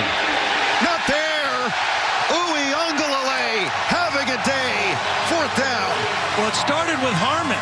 Harmon got into the backfield. backfield with penetration and forced Henderson to change his course. Watch Harmon get into the backfield and force Henderson to bounce it outside. And then Uiagalelei was there. The game clock to 49 seconds. 4-9. No, Derek Harmon transferred from Michigan State. He's familiar with playing against Ohio State. They're familiar with him. He played great last week against his old school, and he's having a heck of a day today without his sidekick, Jordan Birch, there lined up next to him. Harmon coming off a career year last year. There is Birch, who's out of this game after sustaining an injury in practice on Thursday. Their leader coming in sacks, tackles for losses, and fumble recoveries. Coming up on the Xfinity halftime report, #1 Texas dominant in the Red River rivalry. Top 10 teams surviving around the country. There will be one top 10 team here and a top 5 team that will fall, and a surprise 6-0 team, a couple of them in power conferences. Well, Ohio State electing to punt. Now they've got to be disciplined in their coverage. There's only one team in the Big Ten that's had a return for a touchdown. That's Oregon. They have a punt return and a kickoff return, both against Boise State. No other team in the conference has a return for a touchdown.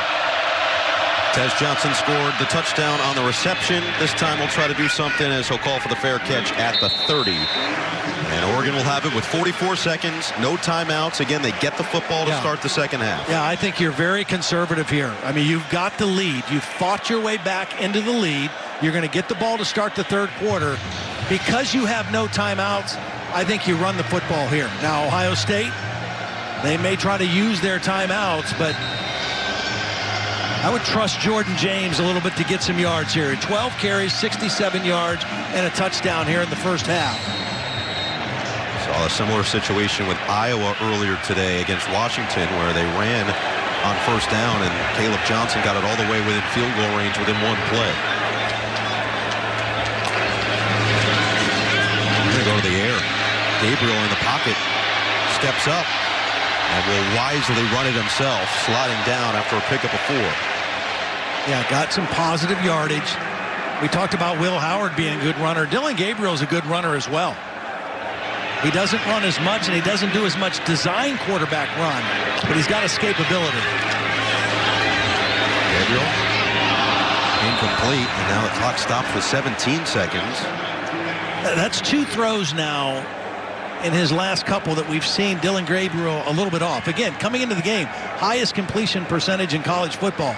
We saw a misfire to his tight end Ferguson, and that time, very simple throw to the back out of the backfield, just not in the right spot with the ball. So now it's 3rd down and 8. And with the clock stopped, let's see what Oregon decides to do. James would have had the first down had he got the catch. And this one will be caught by Ferguson, and he's chopped down on a nice play by Lathan Ransom. Tui Molowau was the one who applied the pressure on Gabriel. Ohio State will take its first. Yeah. So 12 seconds now to work with, and Oregon's going to have to send it away. Just with everything that's already happened in this first half. Yeah, right. With the pseudo onside kick, couple extra point opportunities, the interception that never was. Yeah. Here you are with 12 seconds left, and the last thing you need if you're Oregon finally with the lead is more chaos. Well, so it starts with a good snap and solid protection. You got to get the kick out of there and get it off, and then coverage. Is now 48. Number 11 is 48. So Brandon Innes will be back for this punt from Ross James. This is only returned 1 so far this season.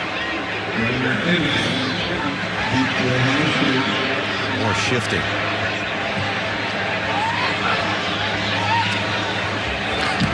Get it away cleanly. Fair catch called and made at the 20 with 6 seconds on the clock. A 45-yard punt.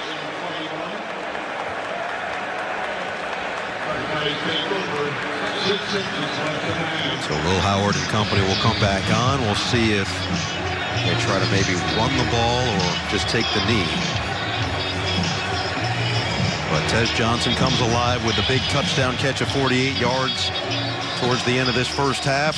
Evan Stewart with 124. Remember, Trayshawn Holden is done for the rest of the day. And Howard will take the knee and send us to the half in this top 3 showdown at Autzen Stadium. A 1-point game through 2 quarters. Dylan Gabriel, 11 of 16 with 213 yards and 2 touchdowns as we send it down to Paul Burmeister. Coach Lanning, of all the crazy plays that happened in that second quarter, which one mattered most? Hey, the next one. It's about the next one. We talked about throwing jabs this game. We got to keep throwing jabs, make them connect. It doesn't have to be a haymaker. Some explosive plays from our offense really showed up. Got some good stops from our defense. Got to eliminate the explosive runs. Your side worked awfully hard to get this momentum here recently. How do you keep it going in the second half? Yeah, start off hot. We got to come out in the second half, establish our physicality, and play ball. Dan, thank you. Appreciate it.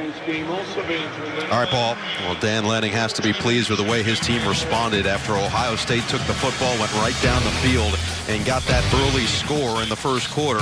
It's Oregon 22, Ohio State 21. We'll send it back to our studio crew after this in a 1-point ball game from Autzen.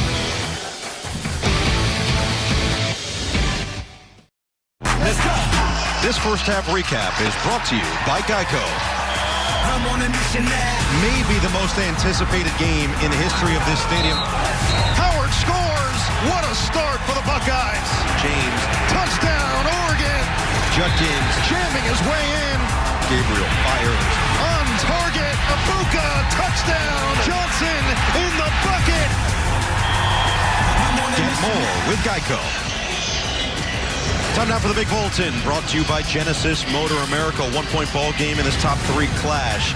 After 2, and Evan Stewart, an unsung hero in that first half, 124 yards. First 100-yard receiver or rusher that Ohio State has allowed this year. They've got some great rushers themselves. Henderson and Judkins combining for major yardage and a touchdown from Quinshon to help bring this one to where it is. The quarterback comparison, they've been similar all year. They were similar in that first half. 2 total touchdowns with a rush for Howard. 2 touchdowns through the air for Gabriel with 213 yards. And now as the sun sets here in Eugene, we are set for what should be an outstanding finish in the 3rd and 4th quarter. Yeah, it really should be. I mean, we had a lot of drama, a lot of crazy stuff in the first half, and we got a 1-point ball game with 30 minutes left. All you can ask for in this Big Ten showdown on Big Ten Saturday night. Fielding will send it away. Whittington waiting back to start this second half. And he will let it sail into the end zone as we check in with KT. Well, Ryan Day was very brief with his answers at halftime. I asked him, with Oregon getting the ball here to start the 3rd, what do you need to do to slow down this aggressive offense that we're seeing from them? And he said, yeah, it's been too many X plays. We have to fight harder. Regarding the unexpected plays that Oregon is presenting, Coach Day said there is nothing that we didn't expect, guys. Both teams said that they expected the unexpected coming in. I'm still not sure that they could have really knew what we were going to see in the first 2 quarters. Well, and just to clarify, those X plays that Ryan Day mentioned are explosive plays. Too many explosive pass plays. Oregon with 5 explosive plays in the first half. Ohio State 4. Now it's an Ohio State defense that has been stiflingly good in the second half this season. Jordan James on the first down carry gets back to the line of scrimmage. You just look at what they've done by the numbers in the second half, and even overall this season, they've already allowed the most points that they have in a game this year. They're only allowing 6.8, but they've only allowed 10 total in the second half this season. Yeah, back in week 3, they gave up some yards and points in the first half to Marshall, and ever since then, they have been on lockdown in the second half. Gabriel, and that one's a little bit behind Tez Johnson with that tight coverage from Jordan Hancock. And right away now it's 3rd and 10, and a chance to get a 3 and out and gain some momentum and give the ball back to your offense. Again, this is not a heavy blitz team. I don't think they blitzed in that first half. Dylan Gabriel had protection. He had time. He was able to launch the ball downfield. Interesting to see if Jim Knowles decides to maybe come after him with a little extra heat in the second half. Gabriel steps up, delivers, open, Stewart again. First down, Oregon, on a big connection between Gabriel and Stewart. Well, excellent protection, and then here's the bunch formation again. Stewart comes out of it and is able to get the football, but it started with protection. Dylan Gabriel was able to step up into the pocket and make the throw. four-man rush, no problem for Dillon Gabriel. Handoff, and James tried to burst through that hole. Will pick up two. For a guy who's not that big, Todd, and Dillon Gabriel, just feels like he can manipulate the pocket exactly the way he needs to find the lane. Yeah, he has to. I mean, because he can't see over the offense and defensive line or those arms and bodies in there the way that Will Howard can. So he has to kind of move and create some openings for him. But when he has an opening, he throws as nice of a ball, as catchable of a pass with accuracy as there is in college football. Completing 78% of his passes coming in. He's 12 of 18 here tonight. Johnson, the motion man, delayed, and they'll just get rid of it over the head of Johnson and incomplete on the tight pressure coming in to Imoloau. Yeah, good play that time by Dillon Gabriel, because this is going to be a sack or a negative yardage play.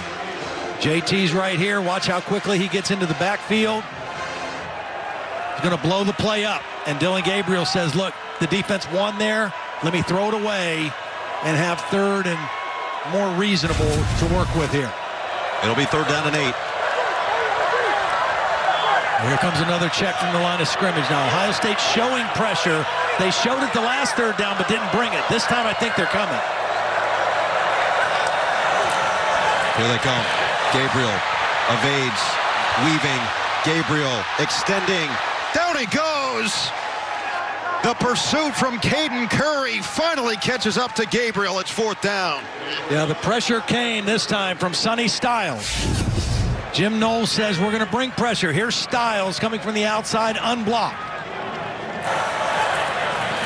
They're unable to get him, and Gabriel does everything he can to elude the pressure, but they chase him down and force the punt. First time Jim Knowles has said, let's go after Dillon Gabriel. And it paid off on that 3rd down play. See if Ross James can pin this Ohio State offense deep. Innis is back. He'll let this one bounce right near the 20 is where it'll sail out of bounds on a 36-yard punt. So Gabriel in the offense, not a lot of room to work with. First opportunity for Will Howard and company in the second half next.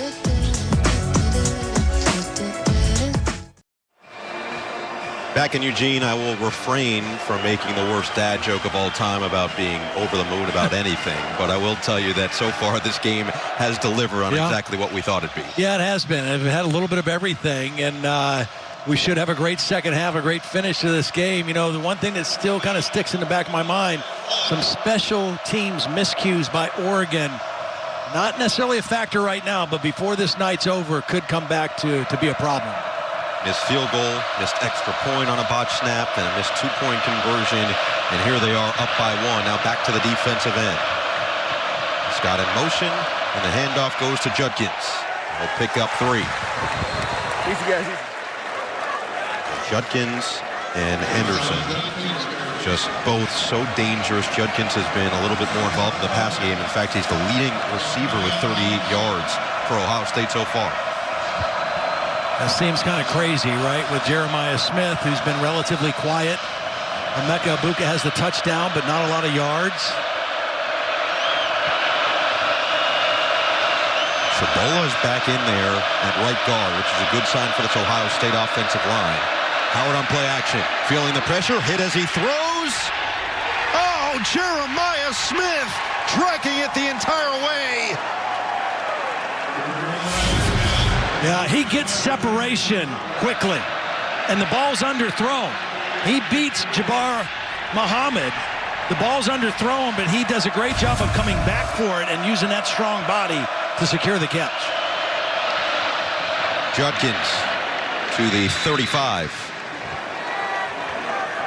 Toughness on both ends of this big play for Ohio State. Yeah, Will Howard under duress, lets go of the football, gets hit right as he throws it. Maybe not able to get everything on it, but then again, the strength and ball skills of Jeremiah Smith for his big first big catch of the ball game. And you're saying he's been quiet. He's still 5 catches for 57 yards as a true freshman in this top 3 matchup.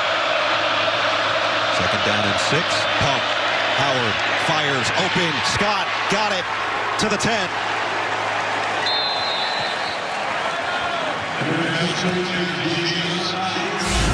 Now this is beautiful. Watch.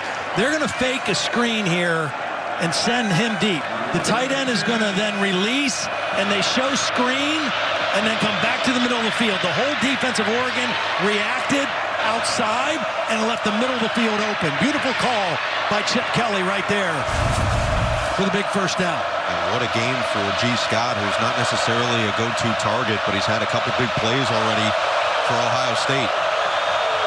First and goal.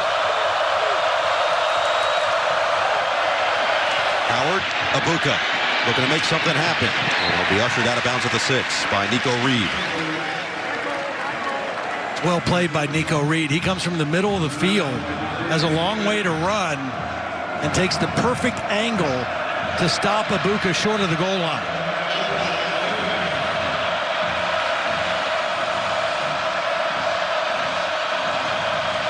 Will Howard, efficient day, 15 of 18. I mean, he's completing 72% of his passes coming into this one, knocking on the door of a 200-yard gain. Abuka in motion on second and goal. Howard steps up. Howard. It's caught! Jeremiah Smith! Touchdown, Ohio State! The legend grows!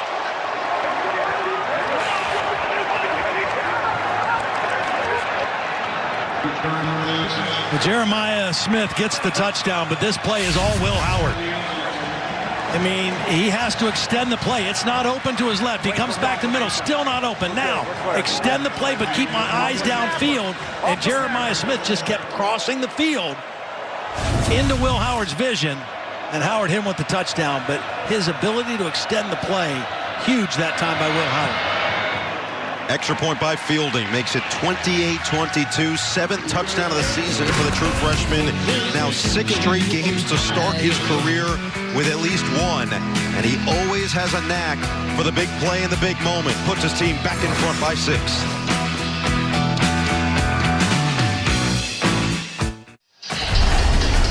Big Ten Saturday Night is brought to you by the U.S. Army and by Xfinity. Stream sports with Xfinity because it's only live once. 1958 Rose Bowl, these two teams going toe-to-toe. In the first meeting, Ohio State won 10-7, and following the game, Ohio State gifted Oregon a Buckeye tree. It's actually planted in 1958 outside the College of Business. And here they are all these years later with a number of plays being made by a number of veterans. And now the, to say promising would almost feel like an understatement, but youngster in Jeremiah Smith. Yeah, he's already fulfilled the promise. I mean, he showed up day one ready to plug and play. Winning the weight room drills as a freshman with seniors around him right when he got to campus. Fielding will send it away. Whittington, who is capable as a returner, will wait for it and let it sail. Jeremiah Smith, say the legend, and it almost feels like that's what's brewing now with each week. You just look at the names on the list, and he's one behind Chris Carter for that true freshman record. Well, and it was his physical and emotional and mental maturity that he showed when he first got here. It was kind of marveling to all of the coaches how far along he was, how fundamentally sound he was, and that's a credit to his dad, Chris Smith. Just a fascinating article that we read this week about what his dad and a couple of his childhood friends did to start training Jeremiah when he was 8 or 9 years old, and how it has paid off.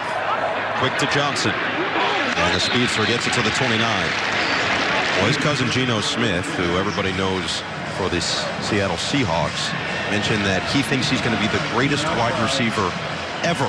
Yeah. Not Ohio State, period. Handed off to the tight end. Kenyon Sadiq will just disappear into that pile and picks up a yard. Geno is in attendance. They played Thursday night, obviously not far from Eugene, just a couple hours away, and some love between the fans. Yeah, I talked to Geno a little bit before the game, and I asked him about Jeremiah. I said, you know, look, I'm just here as a fan tonight, but the kid works so hard, and he's so determined to be great, and it's been fun to watch. So now here's a big 3rd down and 5. Ohio State's defense got that initial stop on the first drive of this second half. Oregon looking for the response. Showing pressure again. This time they back out. 3-man rush, drop 8. And he just finds the open man as Tez Johnson for the first down. Yeah, good read by Dylan. Great route by Tez. Watch him know it's zone and sit right down. He doesn't keep running into the corner, Igbinosun.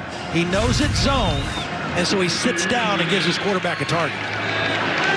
Gabriel just extends it. Oh, Ferguson dropped it, and the flag is down. Well, there's linemen have to be downfield. I mean, Dylan Gabriel held the ball way too long, didn't get rid of it, should have run. And once he threw the ball across the line of scrimmage, there were linemen clearly further than 3 yards down the field. Here from Larry Smith. An eligible player downfield. Offense, number 50. 5-yard penalty, first down. Rashad Strother. Yeah, you can't hardly blame them. I mean, they're going run fade. They're running. It's kind of an RPO, and Dylan Gabriel pulled it out. Ohio State's decided to decline that foul. Second down. So they'll live with second down and 10 as opposed to 1st and 15.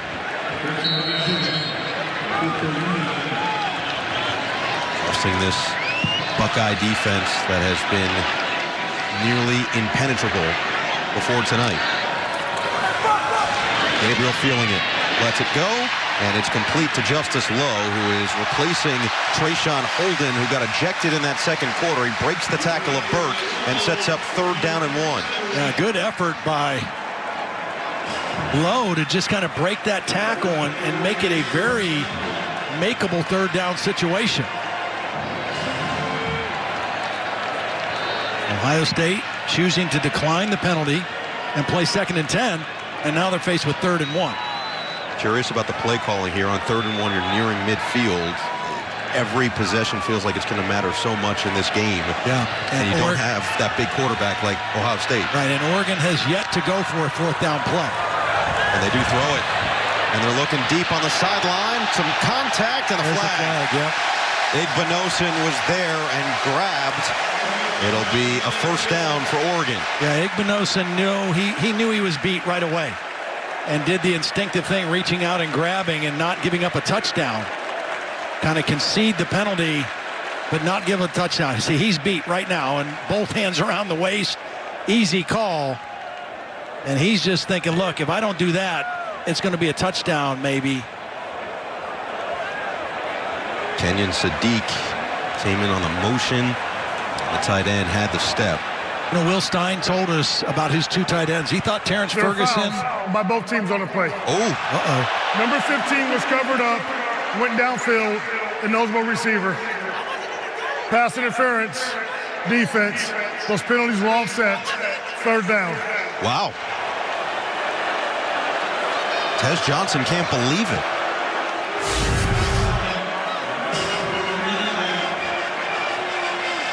Where is he? Well, this has got to be him right here, isn't it? I don't know where he is. That's number 14. Oh, wait a minute. No, he says he wasn't even on the field, so it must have been a different number, not 15. He's on the field now, but I don't know that he was on that play. I don't know. So all of it offsets, and it's now 3rd down and 1 once again. Johnson, the motion man. This time, handoff. James got the push, shoved back, and he's short. Ohio State builds the wall with Simon and Hamilton, and it's a decision for Dan Lanning.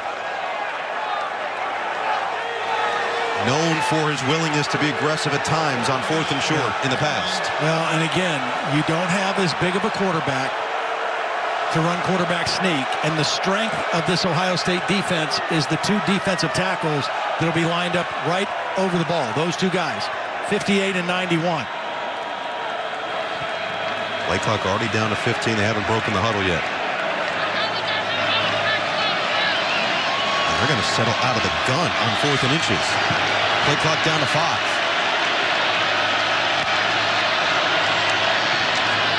Gabriel keeps wide open. Ferguson trying to shed Burke, and he does. Ferguson pinballs to the 20. Created for 31 yards.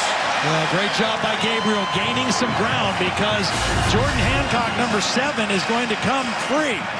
And he just kind of drifts away from him, and Ferguson is able to slip out. Now, Denzel Burke is a heck of a football player, but he's having a rough night. I mean, they are going after him for some big plays. That one huge on 4th down. Keeps the drive alive. Under 6 to play in this third quarter. Handoff, James. Got away from the initial surge and picks up a 1.5 yards.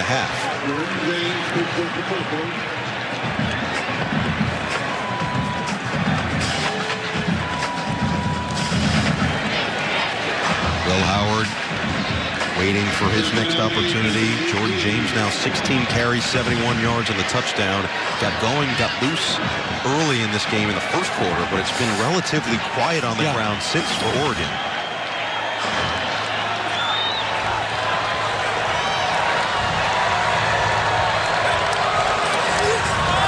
James on 2nd and 8. This time he finds the space, and he's got the first down out of bounds. 1st and goal. Just needed you to inspire him, I guess, huh? Well, they run where they like to run, behind their left tackle. He's their best offensive lineman. Josh Connerly Jr. does a nice job of clearing space. Blocking on Mitchell Melton. Discover pylon cam shows the end of the run, and 1st and goal now for the Ducks. Both teams stressed red zone efficiency. 3 scores so far, but would love to get the touchdown to get back in front. Gabriel batted down. Caleb Downs. Again, this is one of the problems with being a shorter quarterback, just not able to throw over the top of Downs. Downs, a very smart player, knows he can't get home on the rush, just kind of stops short of the block and times his jump and gets hands on the football. It's a tough place to be 1st and goal on the 9. It's maybe the toughest spot on the field because everything is shrunk in the red zone and you can't get another 1st down without scoring. Ferguson in motion on 2nd and goal. James jump cut, and he brings it all the way to the 2. Well, again, the tackle, beautiful pull that time. This is a little power football. They pull the backside tackle, and James showing that power running.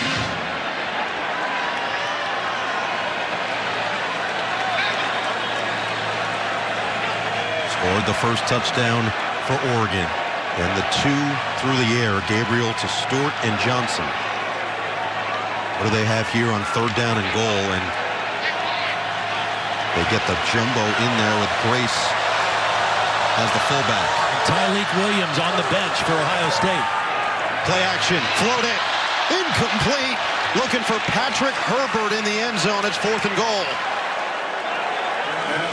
Well, they tried to just kind of go show block on JT Tuimoloau, but his quickness was still able to get to Dylan Gabriel. Herbert didn't take very much steam away from him, and it was hard for Gabriel to set his feet and make an accurate throw. And it looks like they're going to keep the offense on the field. How much do you trust your defense? I guess more than you trust your kicker. Johnson in motion on 4th down. They will run it. Gabriel surveys. Gabriel throws and hits the back of Cody Simon. Incomplete. Ohio State with a red zone stop. It's over right there. You know, it looked like he could have run. It was just zone coverage. They had everything covered up. He tried to force one into Herbert. No can do, says Ohio State's defense.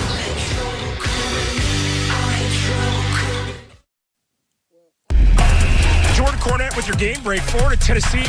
JC, there's some top 10 teams currently in action, 2 top 5 teams here in a battle. And now Ohio State would have to go for their longest drive of the season to extend this lead by a couple of touchdowns.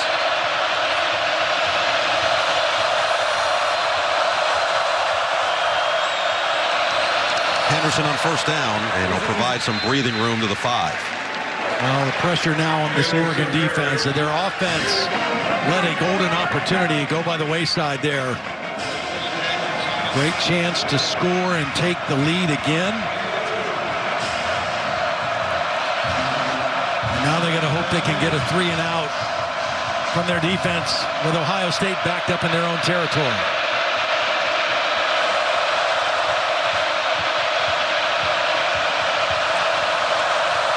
Comes the rush, And Howard just stays in there, delivers a bullet right to Ibuka for a first down. Picks up 15.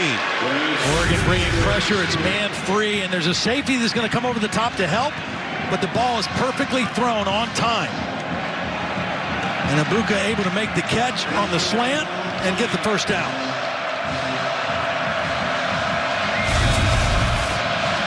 Five catches, the 36 yards, and the touchdown for Ibuka. Jeremiah Smith, 6 for 63, the touchdown on the last possession. And Howard now up at 2:15. Looks like straight man without a free safety. Henderson run. Ohio State choosing to run, but Oregon really selling out for the run on that play. Devin Jackson came in to make the tackle. 4 more yards for Henderson. Will Howard has done a really nice job in this ball game of distributing the football. Of course, Jeremiah Smith and Ibuka, but both tight ends, G. Scott Jr. and Kazmarek have a couple catches. Judkins with 2 catches. Taking what the defense gives you, knowing you've got a lot of guys that can make plays.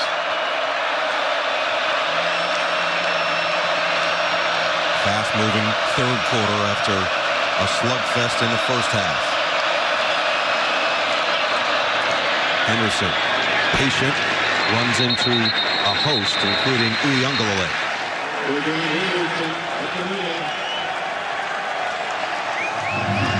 So third down coming up here, a 3rd and 3. And this is where Oregon really misses Jordan Burch, right? Their best pass rusher, can't be blocked one-on-one. You've got to account for him. And he's in street clothes on the sideline and on critical third down plays like this. Derek Harmon has stepped up on the interior in his place. This one a 3rd and 3. Howard, trouble with the snap. He just has to jump on it. Oregon gets a gift, and it's 4th down. It's a good snap. Will Howard just mishandles it.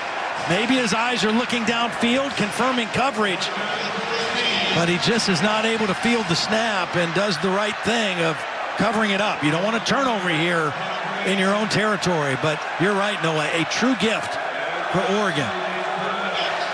Similar to the Harmon rip away in the fumble in the first quarter, maybe can ignite this crowd once again in this second half. McGuire to boot it away. Johnson back to receive. Calls for the fair catch, brings it in at the 40 in a 43-yard punt. 11 seconds to play in this third quarter, and Oregon will get the football back. Yeah, on Ohio State's last goal line stand, this is 4th down. Now this is Tez, right? They're going to bring him in motion and run a little mesh concept here, and Tez is going to be open, but for whatever reason, Dylan Gabriel comes off of him too fast. He doesn't think it's open. His head and eyes go away from it. Tez is still open. He was open from the beginning, as you see on the Discover Pylon Cam. He's still open. Dylan Gabriel went off of him too soon, and Oregon let a scoring opportunity go by the wayside, and it could have been a very easy go-ahead touchdown. They've had the missed opportunities, as you mentioned, on some special teams blunders, and there on the goal line opportunity. Oh, what a catch by Johnson. Tez turns it upfield, loses the ball at the end. Will they call him down? And they will. Picks up 9 in the final play of this third quarter as Caleb Downs chops him down. What a game on Big Ten Saturday night. Number 2 versus number 3 has lived up to the billing. Tightly contested with a 6-point Ohio State lead as we go to the 4th on NBC.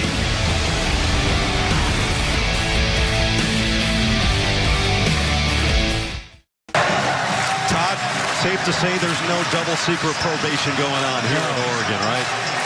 And hopefully none of those students have a 0.0 grade point average either. No, fat and stupid is not a way to go through life, Todd. It is an ode to Animal House, which was filmed right on this campus in Eugene. A great look at our aerial coverage brought to you by Ford, but they play that before the 4th quarter of every home game at Autzen Stadium. And I'll tell you what, Autzen Stadium, in terms of environment, has delivered. The fans have done their part, and now Jordan James looking to do the same. Brings it to the 35.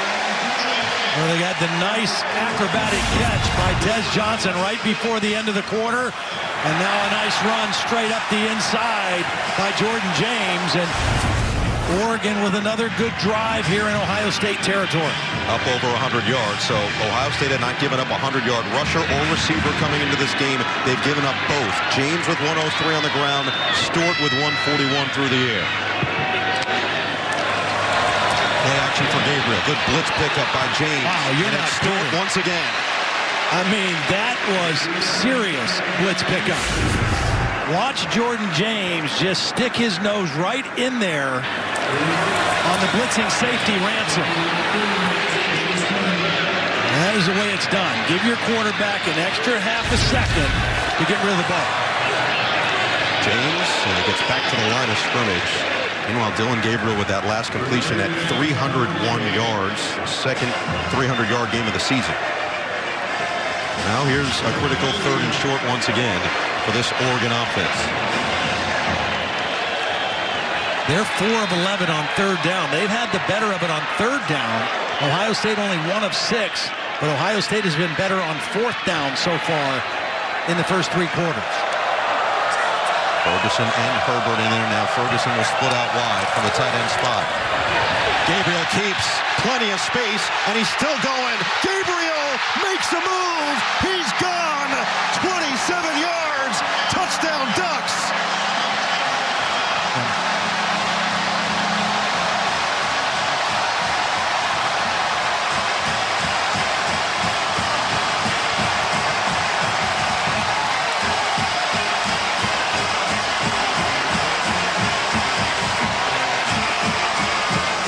We have not seen Dylan Gabriel run by design or any quarterback pulls much today. That one was perfect at the perfect time.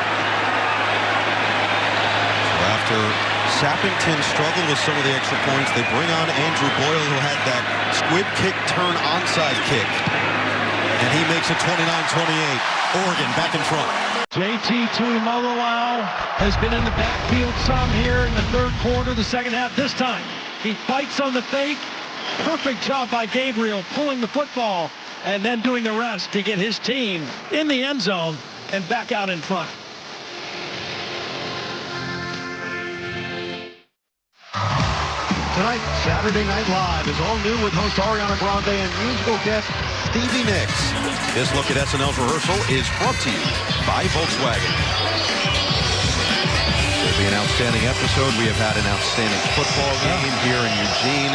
One thing Ryan Day told us, especially in an environment like this, he said, all I want is our team to get this to the 4th quarter and steal it from there. And he's got that chance. Well, and one interesting point, whether it means a lot or not, Ohio State has not been in a close ball game this year. Oregon has a 3-point win over Boise State right here on the last second field goal.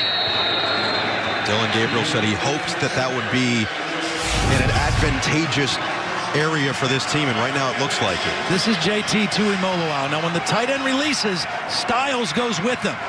JT's got to be responsible for the quarterback, but he gets greedy and goes after the back, and he loses contain on the quarterback, and Dylan Gabriel, for the first time today, pulls it and scores. And now Terrence Ferguson, watch his block at the end of the play on Ingbenosin, and Dylan Gabriel just kind of plays right off of that block and gets the go-ahead touchdown. JT has got to be aware of the quarterback, and before he goes after that ball carry, has to make sure the quarterback doesn't have the football in his hands. Full house in the backfield. And they still hand it off. Judkins loses a yard. Devin Jackson.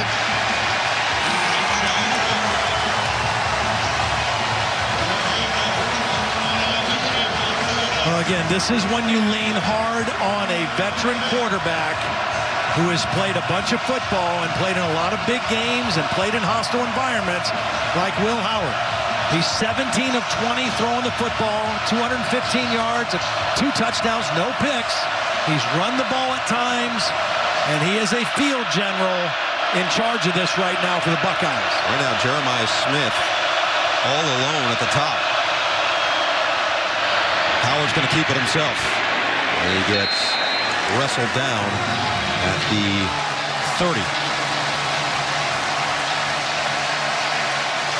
And we saw this Ohio State team last year in a game like this on the road at Notre Dame that went into the fourth quarter, and his team found a way to gut it out and make a win, scoring very late in that ball game.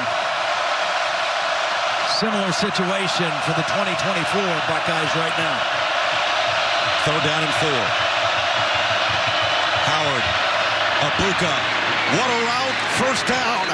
Yeah, and he popped back up. I mean, he and Jeremiah Smith kind of got tangled up, and Abuka actually falls down.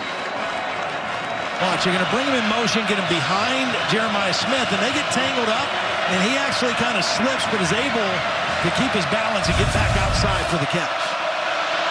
They have been attacking Brandon Johnson a number of times through this game. And it's the motion man. Fake it to him. Howard got away from the first. Oh, a dangerous throw is incomplete in the direction of Smith. Well, again, you see the strength of Will Howard, right? There's a rusher there. He's able to kind of shrug it off. A lot of movement in the backfield. And it's Harmon again, who's not able to get the quarterback on the ground, but almost picked off. Discover Pylon Cam shows you how close this ball was to being intercepted on the sideline. Oregon has not generated a ton of takeaways. They did have the fumble recovery in the first half, but only 5 coming into this ball game. Henderson to the outside and out of bounds. Another big third down play coming up. Abuka was the guy the last time. Ohio State 2 of 7 on third down.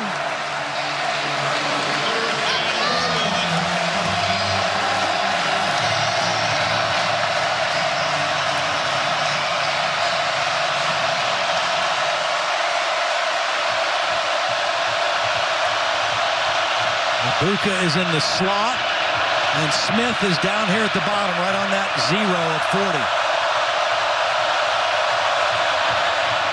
Howard looking for Smith. He's got him wide open. Jeremiah Smith, sure-handed, and a big pickup for a first down. Yeah, right in the spot between the corner and the safety. Excellent route by Jeremiah Smith, and then he goes up and high points it before the safety can come over to make a play on the ball. Good timing by Will Howard. If he waits any longer, that safety's there to make a play. Second big third down conversion. Will Howard throwing the football on target. Smith and Henderson, the standouts once again. Henderson now up to 90 yards. As Judkins is back out there for first down. Movement by Ohio State.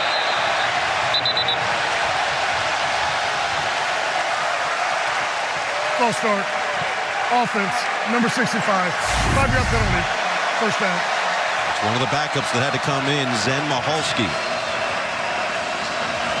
You can see him just kind of lunged forward in his stance.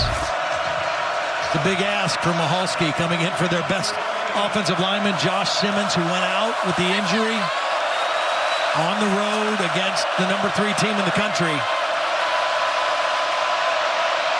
With Simmons got carted off. Play action now for Howard. To the side, Abuka spins away to the 40. I mean, that's just such a good play. It's 1st and 15. You don't get greedy. You get at least half of that yardage back. You put yourself back on schedule. 2nd and 7. Just good decisions by Will Howard where to go with the football. Both quarterbacks have mentioned they've been on both ends of being down, being up, being on the road, being at home. They know what it feels like. They know what is required out of you in its critical moments in the fourth quarter. Play action, Smith. And that was put right in the spot for Smith to then take it across the sticks and move the chains.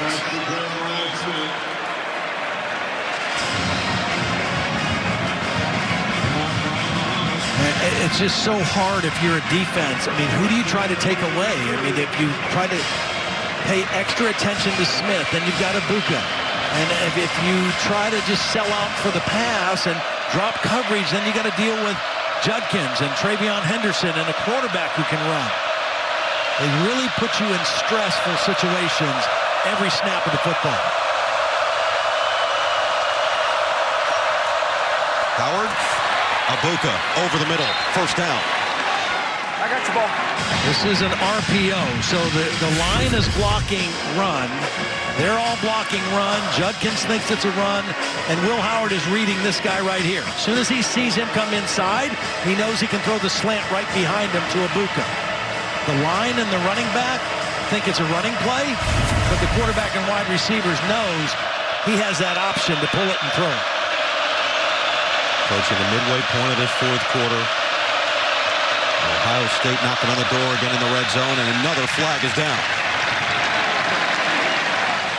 False start. Offense, number 77. 5-yard penalty. First down. Chabola hurt earlier, back in the game, toughing it out, called for the penalty here.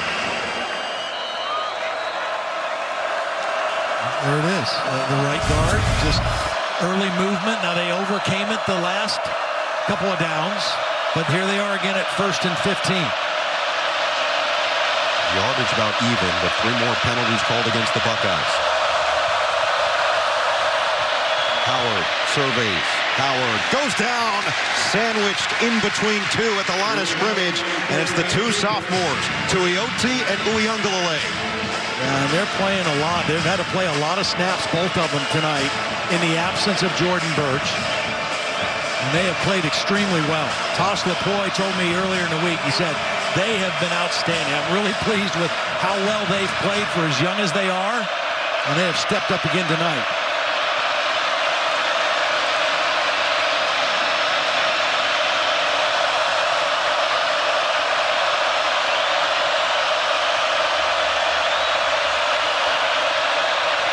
Second and 14. Howard on course. Henderson the catch, but not much more after. Good defense by Oregon. Playing zone, keeping everything in front. Bringing up a 3rd down and long situation here. Does Tosh LaPoy try to bring some pressure? The trouble with that is if you bring pressure, you leave yourself exposed to man-to-man coverage against 2 of the best in college football. They're both out to the bottom of the screen. Smith outside and Ibuka in the slot. Doesn't look like a pressure look. Looks like a 2-shell. 3rd and long. Howard short of Smith. Incomplete.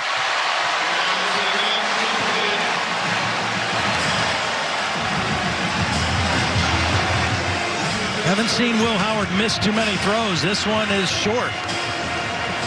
Smith was open. Don't know if it would have been the first down or not, but it would have made for an easier field goal attempt. Instead, it's a 40-yarder for Fielding. Hit from 40 earlier this season against Akron. Career-long 47. And this one from Fielding is perfect. Sticks it and puts OSU back up 2. 6 minutes to play in the 4th, and the seesaw continues.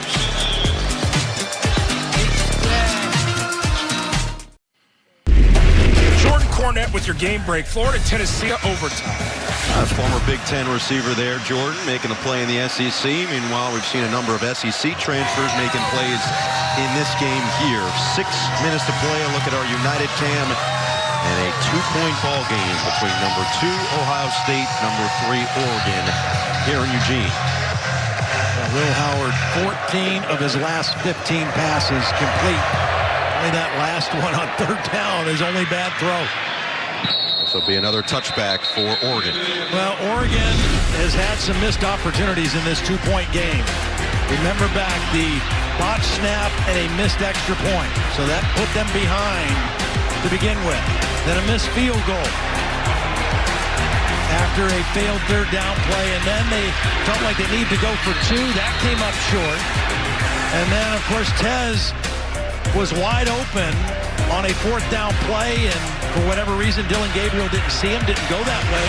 Another failed opportunity, a failed opportunity to get points. And those points are looming large right now with a 2-point ball game. Whittington is in there instead of James on 1st down. Gabriel will throw instead, and he does find his running back. Whittington with a spin and gains 5 to the 30. Nice tackle by Styles there. Styles is a guy who started out as a safety, a super athletic guy. Dad was a great player. Moved to linebacker, and he's just kind of starting to figure it out at linebacker. Quick throw just past the outstretched arms of Tui Molowau, and Johnson is going to get close to that first down. We'll see where they mark him out. A really nice job by Evan Stewart, who's been the go-to receiver, getting a block. And this is just a quick decision. The numbers don't favor running the football. Let's spit it out and get it out to our best receiver outside for a first down. They do give it to him. So Johnson's starting to find some of those stats. 6 catches, 73 yards, and the touchdown after the slow start to the game. Remember, no Trayshawn Holden the rest of the way, was ejected after the kerfuffle with Igbinosun. And this one goes for 3 to Whittington.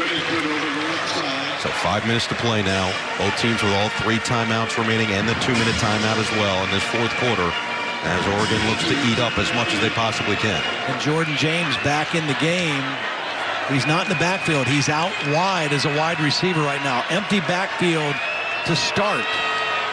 Here he comes back in now. Ferguson man-to-man on the top. James to the outside. And he'll get close to the 40. It'll set up third down and about 6. And they had a good opportunity with Ferguson with inside position by Styles. Went with the run instead, bringing up third down. And a huge one at that. See if they get that same kind of coverage look for the big tight end. He's out wide. This is Caleb Downs going out on him this time. Ferguson just 3 catches, 37 yards. Now they put him in motion on third down and 6. Toss it. James blocking. James has got it. Oh, what a run. Again, excellent job by the left tackle, Josh Connerly. Watch this guy pull out and lead, and these 2 guys block inside. And then the nice cut at the end of the run by James to secure the first down. Good vision and good cut by James, and excellent blocking at the point of attack. And another fantastic day at the office. Gabriel. Rifles, caught! Ferguson shakes free inside the 30.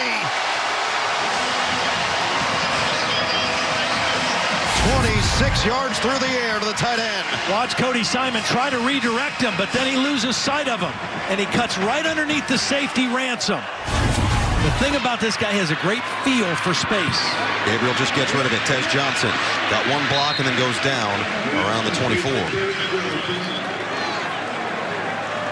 And again, Ohio State very cautious about bringing pressure on Dylan Gabriel. And when he has time in the pocket, he is effective. Again, coming in the most accurate passer in college football, 22 of 33 tonight, 339 yards, and has not faced a lot of heat from this Ohio State defense. Already into field goal range. How much more can they get? Here comes pressure now. Gabriel, well protected. Sideline. Incomplete, but a flag. Stewart had the step. Hancock with the coverage.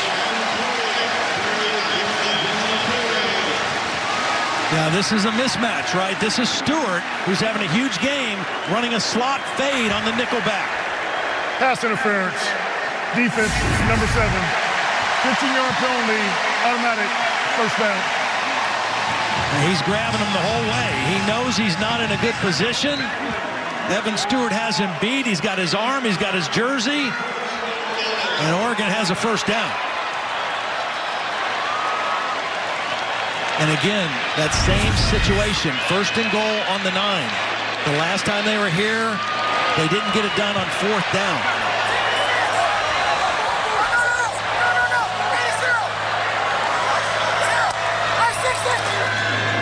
Whittington up the middle.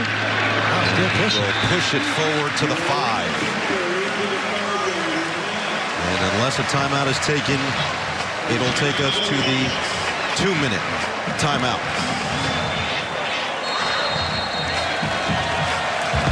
Well, this was teased to us as a heavyweight showdown in the Big Ten, and it has lived up to the billing. 2-point game, 2 minutes to play. Big Ten Saturday night.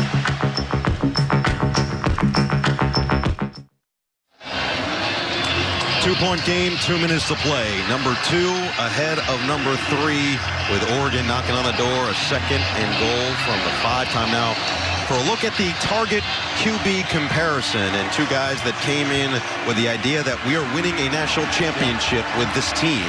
Will Howard has played well. Dylan Gabriel has played well. Both have accounted for 3 total touchdowns. And now it's Gabriel's turn to try to knock it in one more time and put his team back in front. A late substitution now by Jim Knowles. 3 new players in, anticipating run. So he brought an extra defensive lineman in, anticipating run. Brought late Hero Canoe, number 93. So these are all big bodies inside. Whittington wiggles through to the 1. And Ohio State will take timeout number 1. Man, that's a tough run. Again, they tossed and ran behind Josh Connerly Jr., the left tackle. Ohio State had big bodies in there anticipating inside run, and was a little toss out to the C gap. And Whittington almost got that thing into the end zone. So here you are, 155. You've got to run it again. You can't potentially stop the clock, can you? Here's the only thing I'll say about that. A touchdown is going to be much better than a field goal here, right? Dylan Gabriel has played as much football as anybody in college football history. I don't mind trusting him with the ball on a little run-pass option with the idea if it's not wide open, you run the football. Or they give it to Jordan James, but I would be okay trusting Dylan Gabriel with the ball in his hands on this play. James is back in there. Gabriel has thrown 3 interceptions this year. All of them have come in the red zone. 3rd and goal.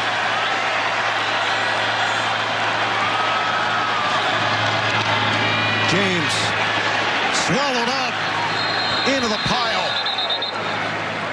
There's another timeout by Ryan Day. Great goal line stand going on right here by Ohio State.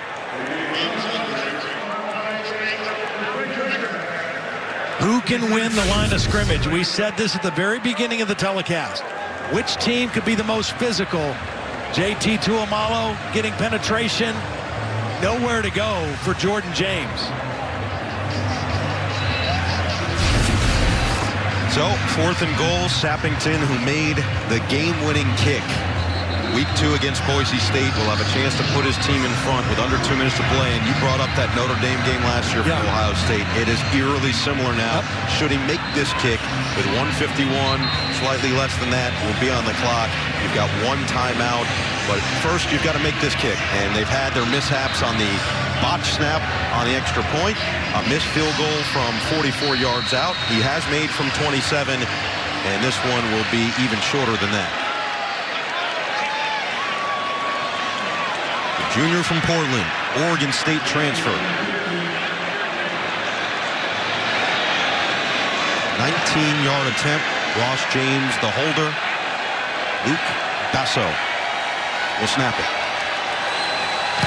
And Sappington puts Oregon in front. Ducks 32, Bucks 31. 147 for Will Howard to work with. Next.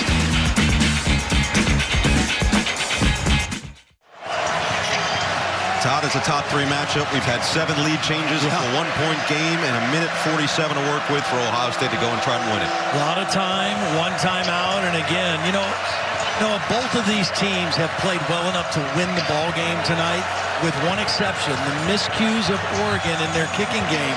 Missed field goal, botched extra point, and a failed 2-point conversion. And that's why they're in this position right now with only a 1-point lead.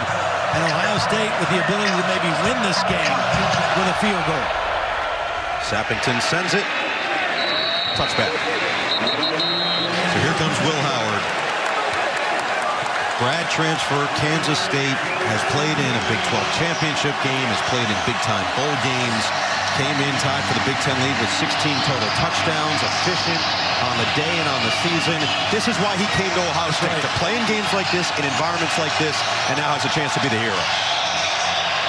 He has played a heck of a ball game so far tonight, and this is the most important drive of his entire football career right here.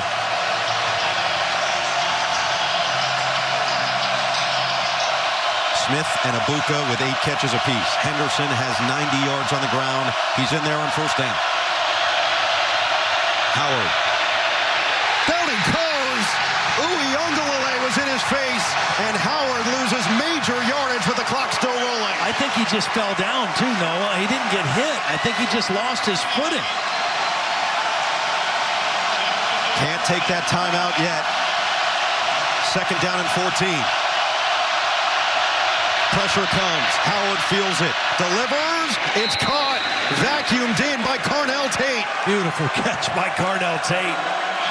Another big-time receiver. Did not play a week ago against Iowa, but gets him back into third and manageable now. 3rd and 6 for Howard. Sidestep. Got it. Abuka. Another conversion. A nice job by Abuka getting out of bounds after getting the first down. Great clock awareness, game awareness. Save that timeout.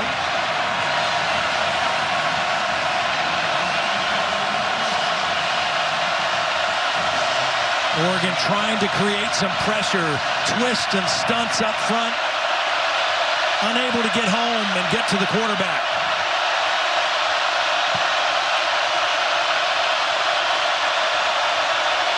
Final minute. Smith sheds a tackler and picks up 9.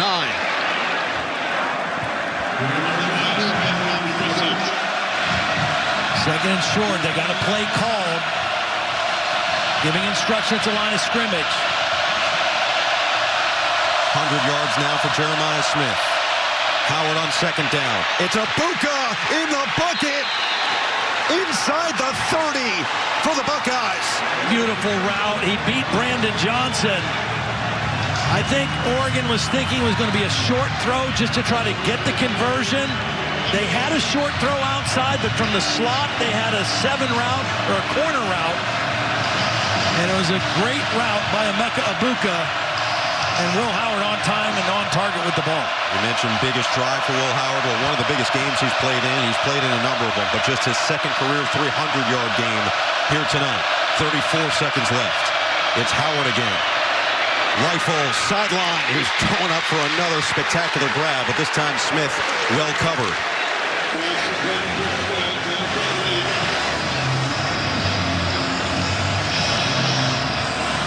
Again, Oregon without their best pass rusher, Jordan Birch, in this part of the ball game when you could use him the most. Unable to be a part because of the injury he suffered in practice this week. Birch watching from the sideline. 2nd and 10. Howard.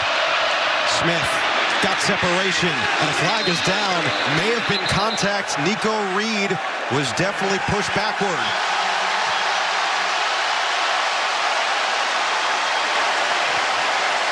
Pass interference. Offense, number 4. 15-yard penalty for the previous spot. Second down. A freshman mistake. I mean, his strength got the best of him on that play. Created separation for himself, extended his arms, and this backs him up out of field goal range. Fielding's career long is 47 yards last year against Minnesota. It's now 2nd and 25 with the clock rolling under 20 seconds. They only have one timeout. They got to get this off. Howard deep drop. Howard deep throw. Wobbler is incomplete. 10 seconds to play. Ryan Day's trying to figure out why the clock was running there. It stops now, obviously, for the incomplete pass. There was the offensive penalty. And I think Will Howard and the rest of the Ohio State people thought that with the penalty, the clock wouldn't be running, and they were taking their time. And now there's only 10 seconds left in the ball game. They've got to get it to around the 30 to feel comfortable about a field goal. Howard, 3rd and 25, and this one's blown dead.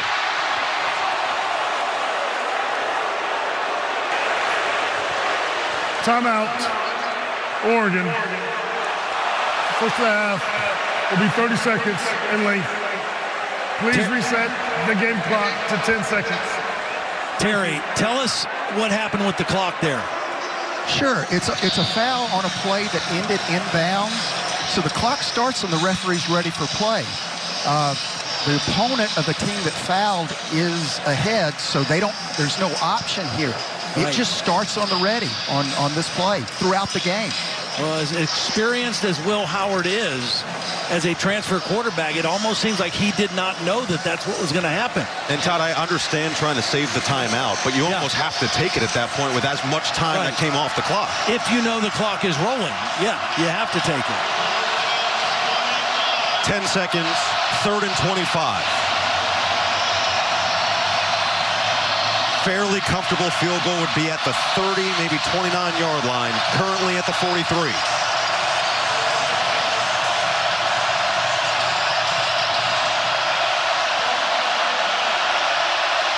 Confusion defensively.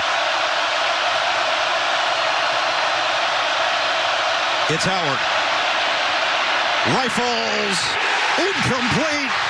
Jabbar Muhammad gets in front of Jeremiah Smith, but a flag is down.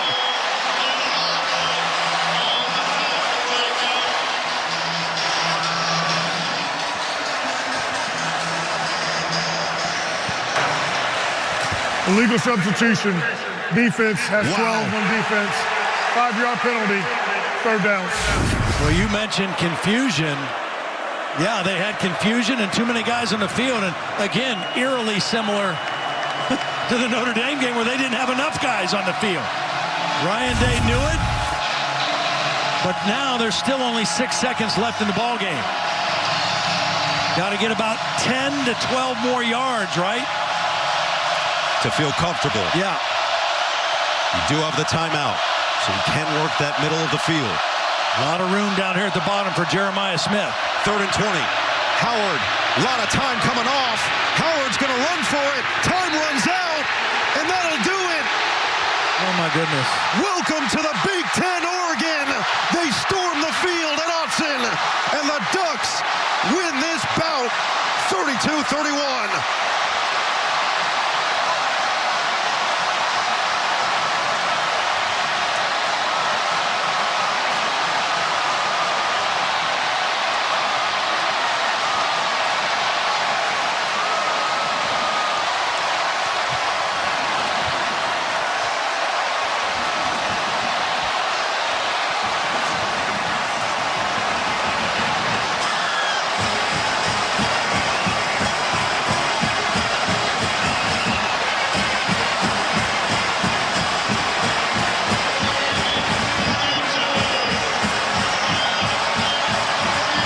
Surprise mistake from a veteran quarterback in the biggest moment.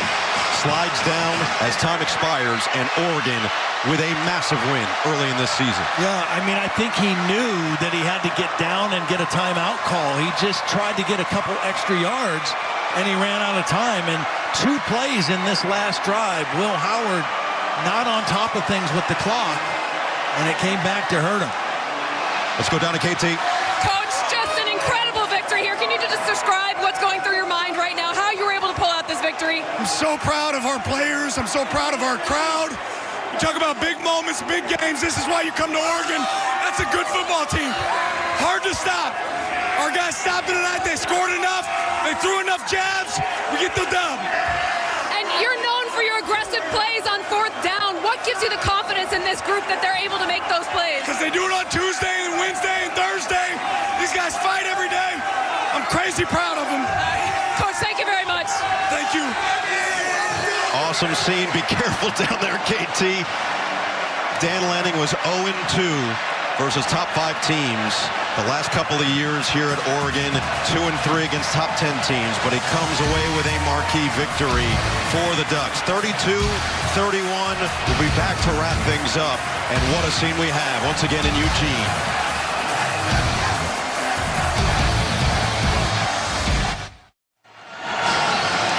You know, Todd, You don't always see the number 3 team in the country get a field storm after a win. But this has meant something to this program, inviting themselves now to the Big Ten. They wanted to prove that they were physical like everybody else. And I think the last 2 weeks now, Michigan State last week, but specifically this game today, they proved they belong with the big boys in the conference. Yeah, I mean, 496 yards of offense against Ohio State. They earned it. They had some mistakes, but look, this is the last play. Good coverage. Will Howard can't throw it quickly. He's got to get down and call timeout. He just took it about 3 yards too far. Trying to get close for the field goal. But this is the other place where they lost time. There was the offensive pass interference penalty.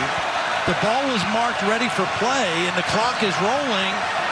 And there's just not, the offensive line is not ready to go. Will Howard's trying to get him ready, and they lost time there as well. They lost about 7 seconds by not snapping that ball. And again, you can say what you want about the timeout. They have the timeout available. They want to save it to set up the field goal. Right. And get all of that. But you had 7 valuable seconds tick off the clock in that moment. And in looking at that replay, it actually looked like Will Howard was ready to snap. The offensive line wasn't set. They were trying to communicate. They didn't think the clock was running. And they lost valuable time. Tremendous scene. The Big Ten producing once again in this top 3 matchup. Coming up next, except on the West Coast, it's your local news. And later tonight, an all-new SNL for our entire crew. I'm Noah Eagle saying so long from Eugene. Appreciate you for joining us tonight.